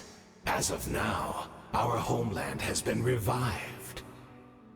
And all of my comrades that you have slain, Dainsleif, they shall forget the struggles that have beset them these past 500 years, and begin their lives anew in a Conria restored to life.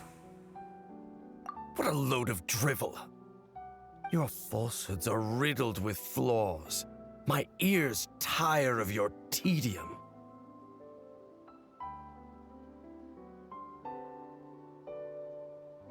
Right!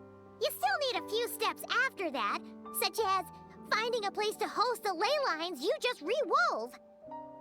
Plus, if it was really so easy, Moika and the captain would have had a way easier time during the war.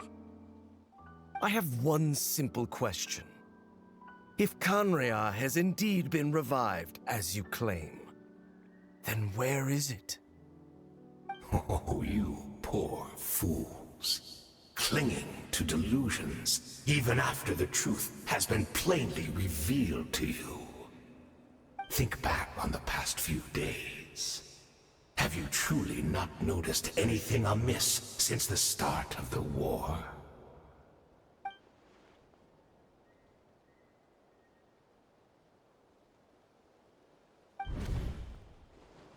I sensed something strange in my dream.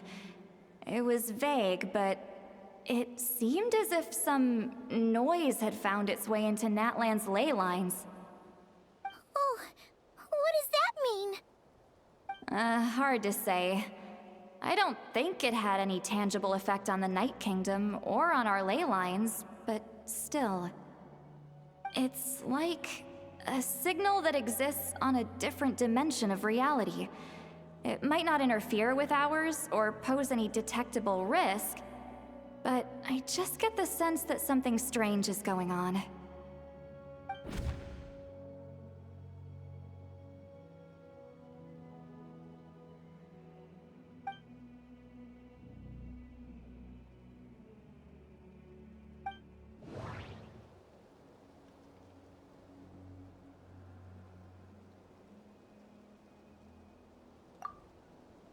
The Abyss Order retreated when we attacked their stronghold with Yansan and Citlali. This isn't their usual style.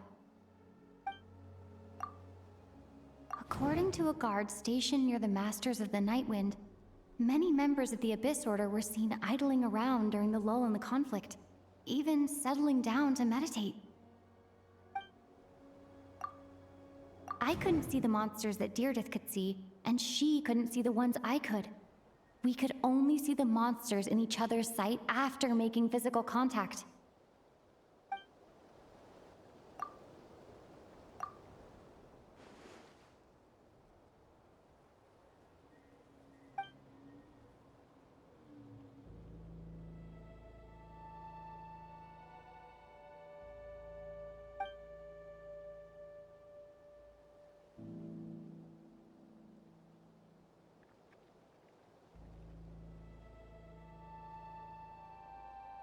Whatever may be going through your mind right now, do not trust it.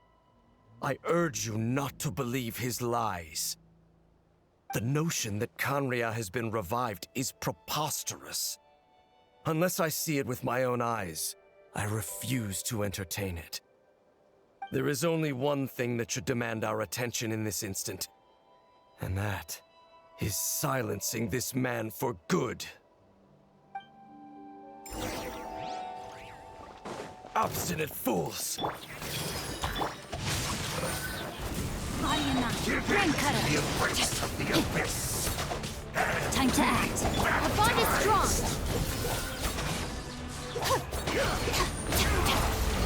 Still not understand. You This battle way, in Freeland. vain. The abyss order's mission has been fulfilled. Roll. My body is failing me. Yes! But I will not. I'll handle this.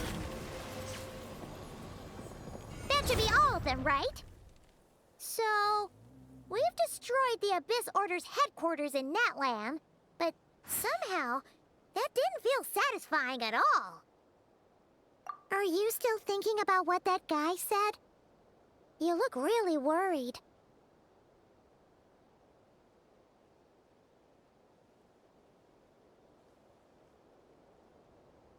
I understand.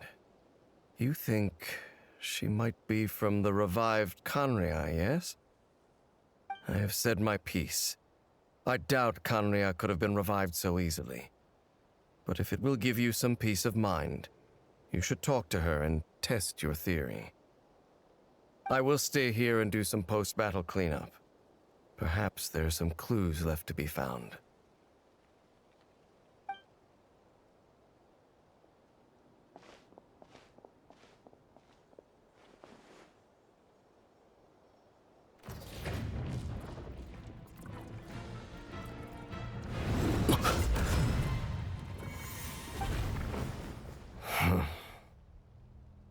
I thought your voice and attitude seemed familiar. My mistake. I should have made sure you were dead earlier. The curse of immortality has struck you too then, Hayden. 500 years on, and you still refuse to address me as master. Don't forget, Dainsleif. You may be the renowned Twilight Sword, while my arm has grown too feeble to swing a blade. But I taught you everything you know about wielding a blade. Your arrogance and malice cost you all of my respect long ago. Be that as it may, under the circumstances, I see no further reason for us to fight. The curse of immortality means neither of us has a way to completely destroy the other. Speak for yourself. I intend to kill you 100 times over.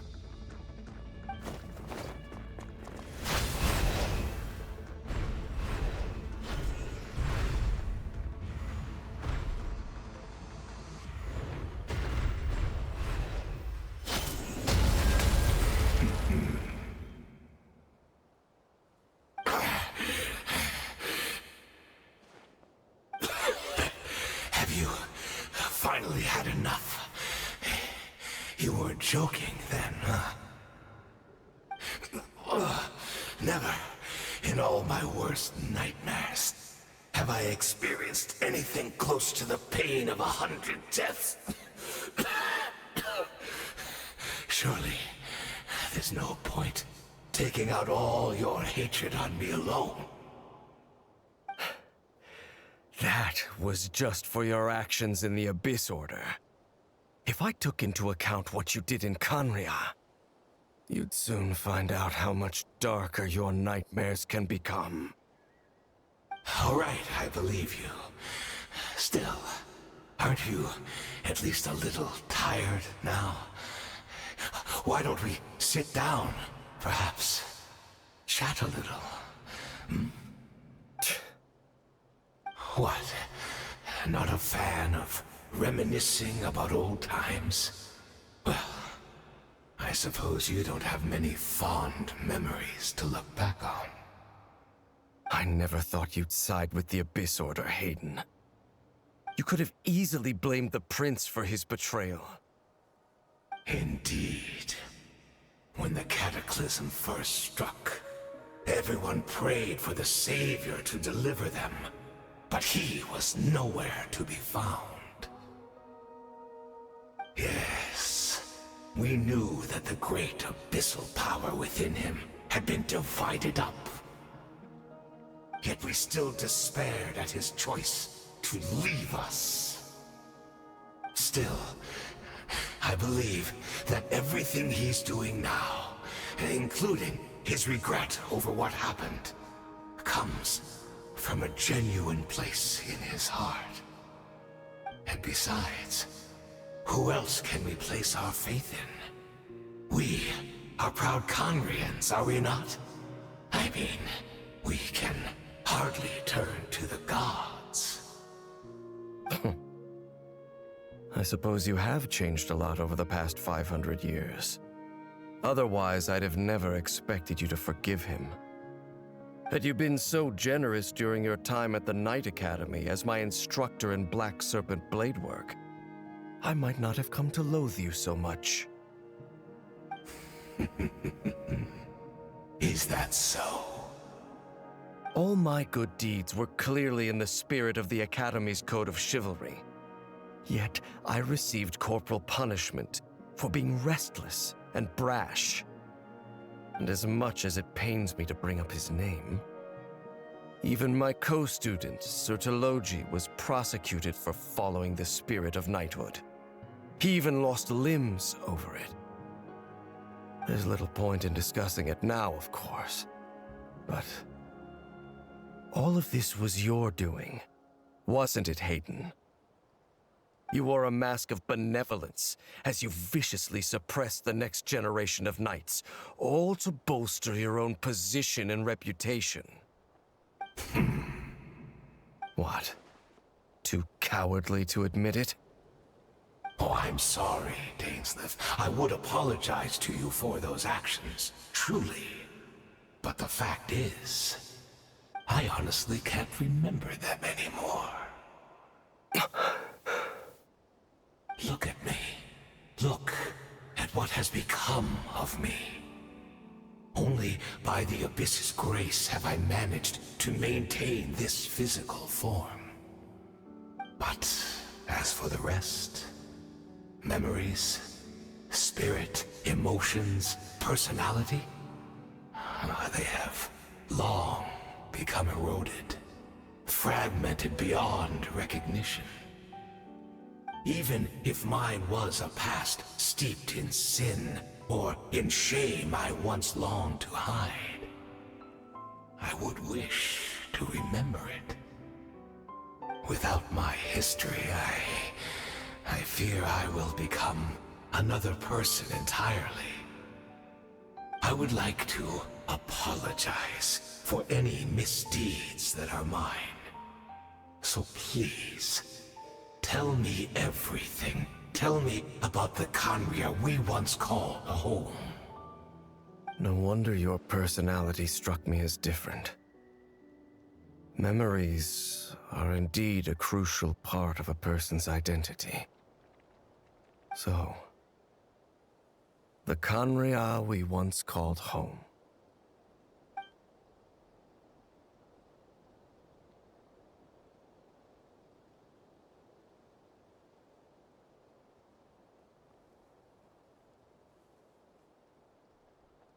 You seem to remember much. Could you tell me more about it?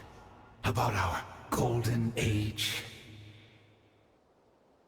I'm not interested. I have neither the time nor the sympathy. Is that so? What a pity.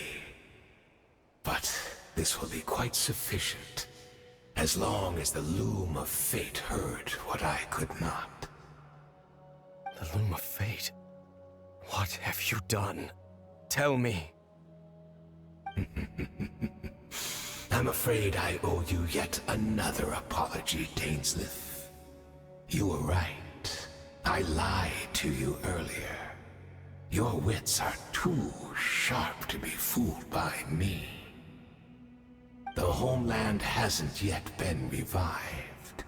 In fact, even the ley line weaving is not yet complete. Think of ley lines as the collection of memories concerning a given place.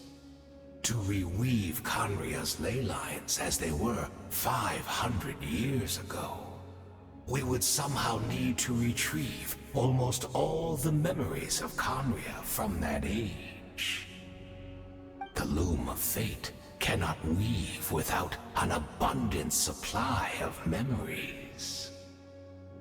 And so, we relied on everyone in the Abyss Order to provide what they could.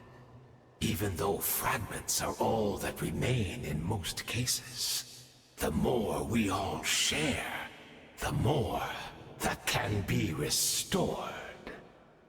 So the Loom of Fate is running as we speak. And the so-called meditation your members have been performing. Its purpose was to supply the Loom with memories, wasn't it? Indeed. We, a people in exile, stranded 500 years in the future, will weave our homeland anew and bring the nation of our dreams back into the real world. Ah, what a glorious undertaking! What a shame it had to take this long.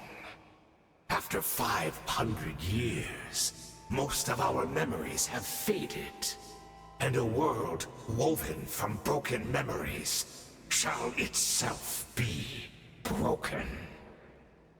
So that's where I'm supposed to come in? You look for assistance from your mortal enemy, who has sworn to hunt you down? Precisely. For you possess a ring left to you by your elder brother. which continuously resets your body's condition.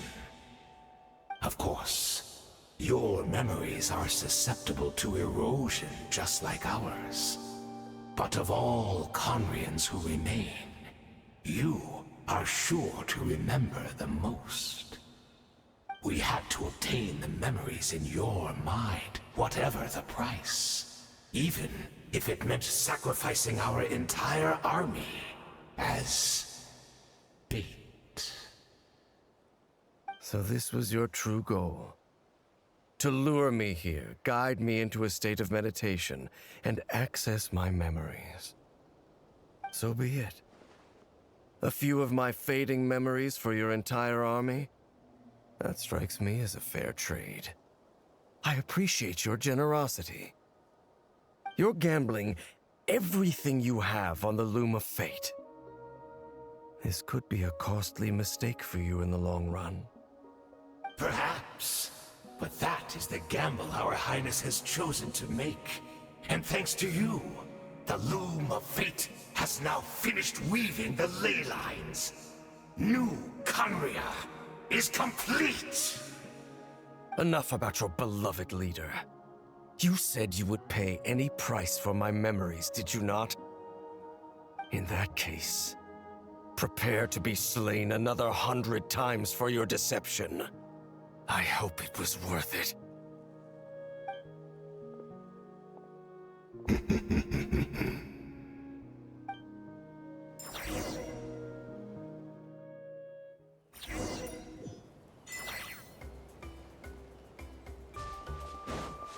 It's Judith! Great! She's still here!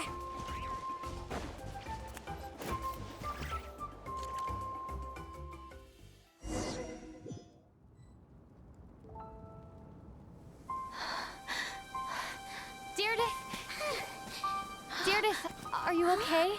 Did something happen?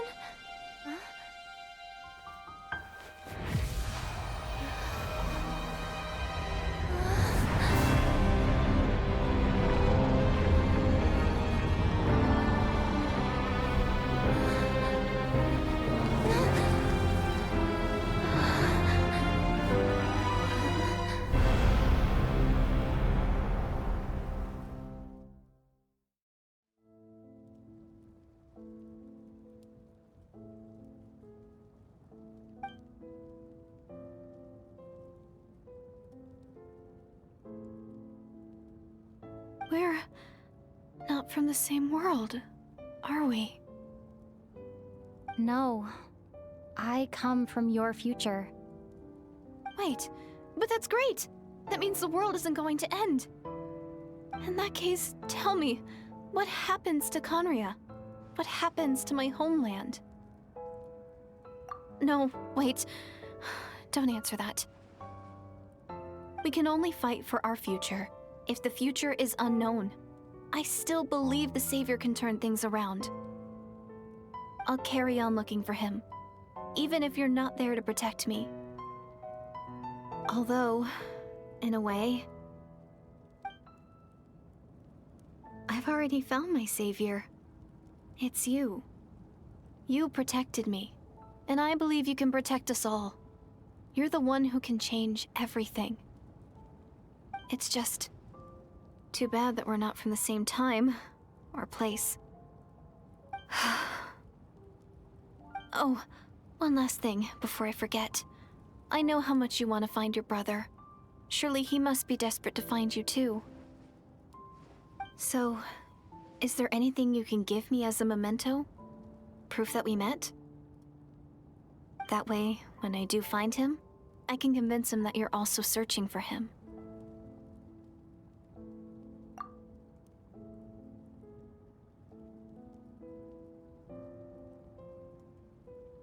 Huh?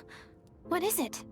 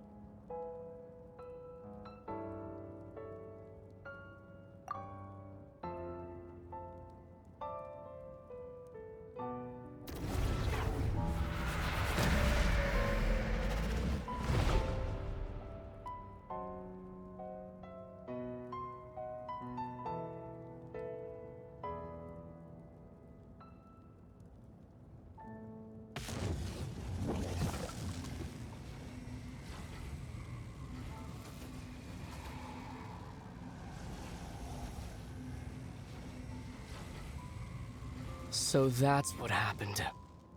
Istaroth, the ruler of time, must have had a hand in this. There's no other way that this meeting could have taken place.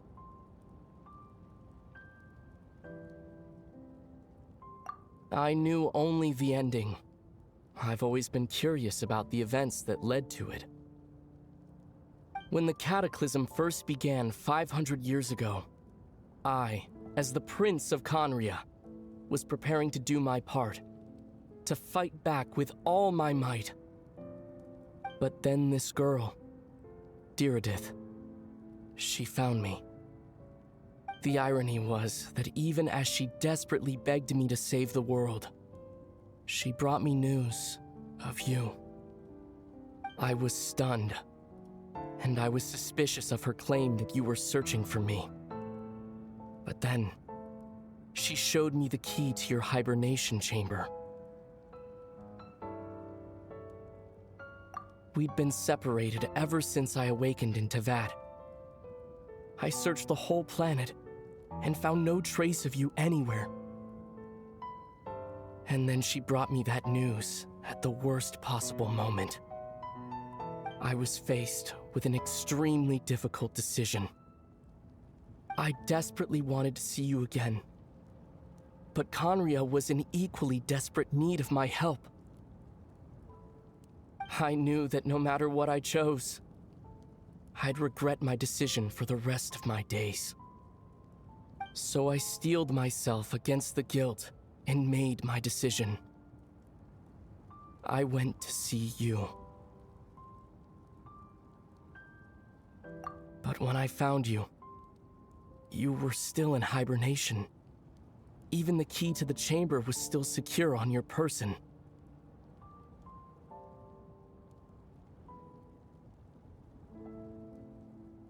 I couldn't make sense of what I was seeing, but there was no time to think. I just grabbed you and ran. That's where we are right now. An intersection in our memories. This question has haunted me for the past 500 years. I never imagined the answer would come to me like this. So, my actions 500 years in the future set everything in motion. Are you mocking me, Istaroth?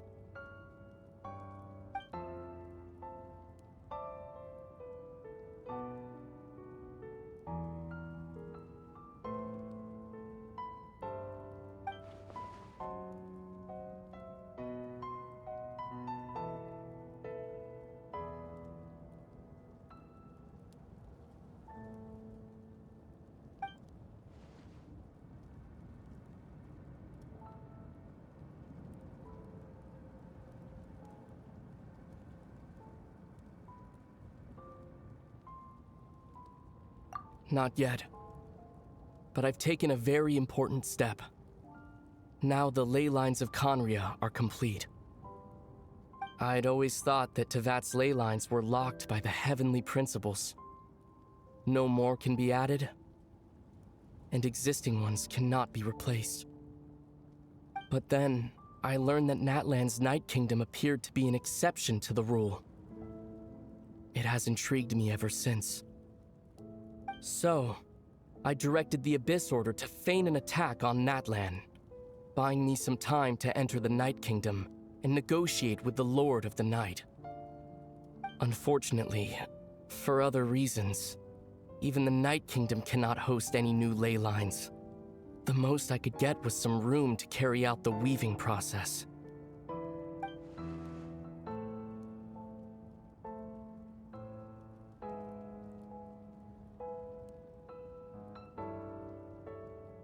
Still, I received the Lord of the Night's permission and activated the Loom of Fate. Using an Intivat as the base, I was able to grow a realm based on the Conria of 500 years ago, superimposing it over present-day Natlan's space-time. That superimposition is what allowed you and Diridith to cross paths.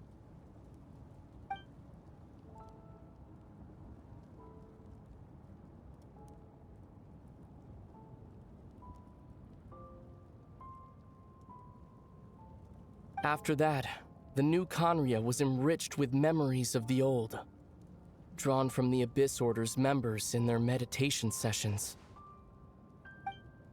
With those memories as raw materials, and the superimposed realm as a template, the Loom of Fate finally finished its work.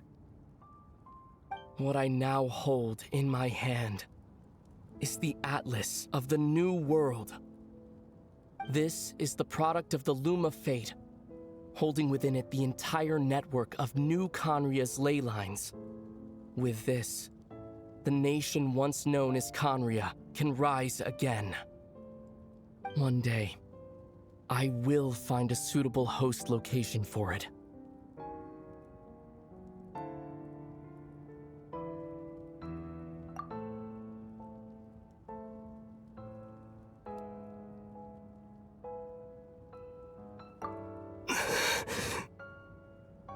When I first arrived in Conria 500 years ago, my memory was completely blank. It was only after I had served as their prince for many years that I slowly began to remember everything, including you.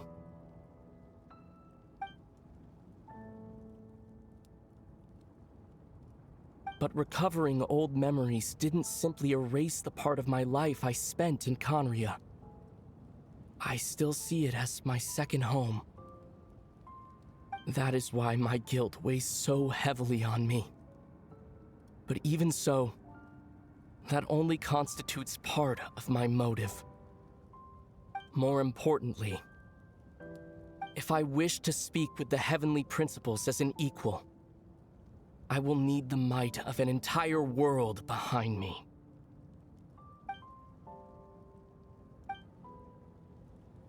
Huh?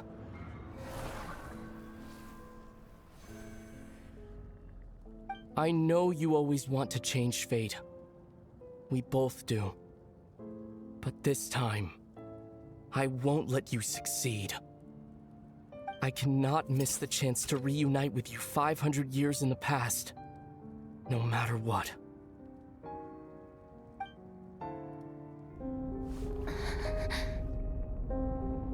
I don't know why, but the way you're talking just doesn't sound like you at all. Ether, this whole thing, your plan, what does it have to do with us?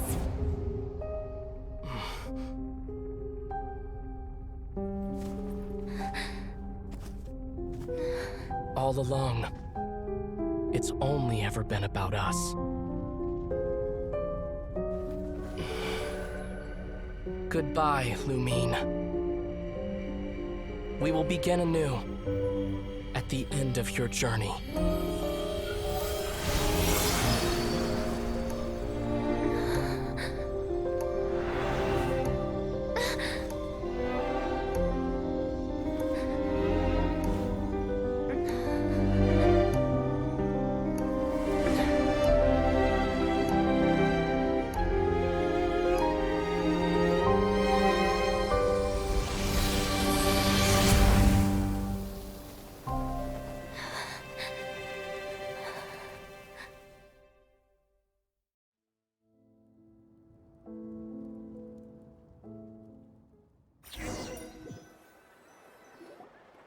Our hero is back! Everyone's been waiting for you!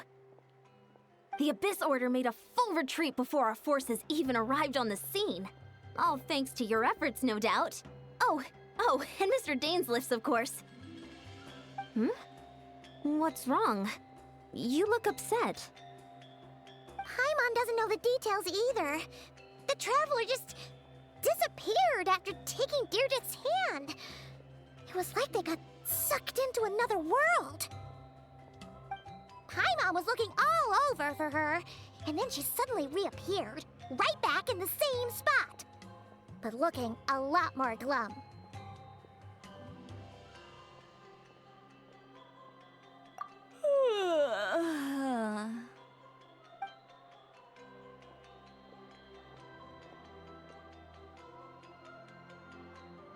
I think I got the gist of what happened. Something to do with your brother? I I spoke with the Lord of the Night in a dream just now, and learned. Huh? You met your brother?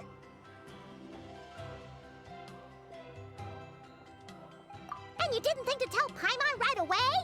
Well, oh, never mind. Paimon can see that you're pretty down right now. But let's go over everything later, all right? What your brother accomplished? It all but defies comprehension. I was stunned when I heard about it too. But what surprised me the most was that the Lord of the Night actually chose to allow it.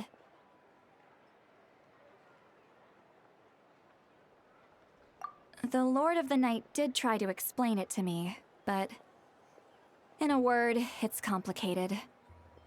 During the war with the Abyss, Mawika had an argument with the captain. Mawika believed that we should fight to protect our culture and memories, while the captain believed the preservation of the ley lines should come before all else. So, the Lord of the Night was very intrigued when presented with the Loom of Fate, and informed of its ability to weave ley lines. She saw your brother's actions as a potential third option, namely to preserve an entire nation in the form of an atlas. Preserve a nation? You've definitely lost me now. You're not the only one. Paimon's got no idea what's going on either. With that in mind, the Lord of the Night gave the go-ahead once she was satisfied that the Loom of Fate wouldn't have any real effect on Natlan. However, I believe she imposed an additional condition of her own. An additional condition? Did she ask for something in return? No idea. She wouldn't tell me what it was. Huh. All right, well, let's not overthink this for now. We just won a war. Time for a well-earned drink to celebrate. I trust the Lord of the Night unreservedly. I'm sure she only involved herself to take a problem off our hands, so it's one less thing for us to worry about. Don't you agree, Traveler?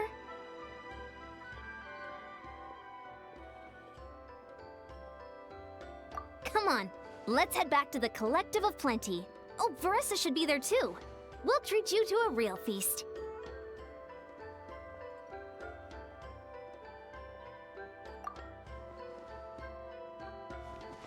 Huh?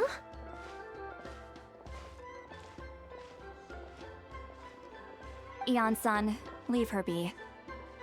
This might be hard to understand for an extrovert like you, but some people need alone time to recharge every once in a while. Traveler?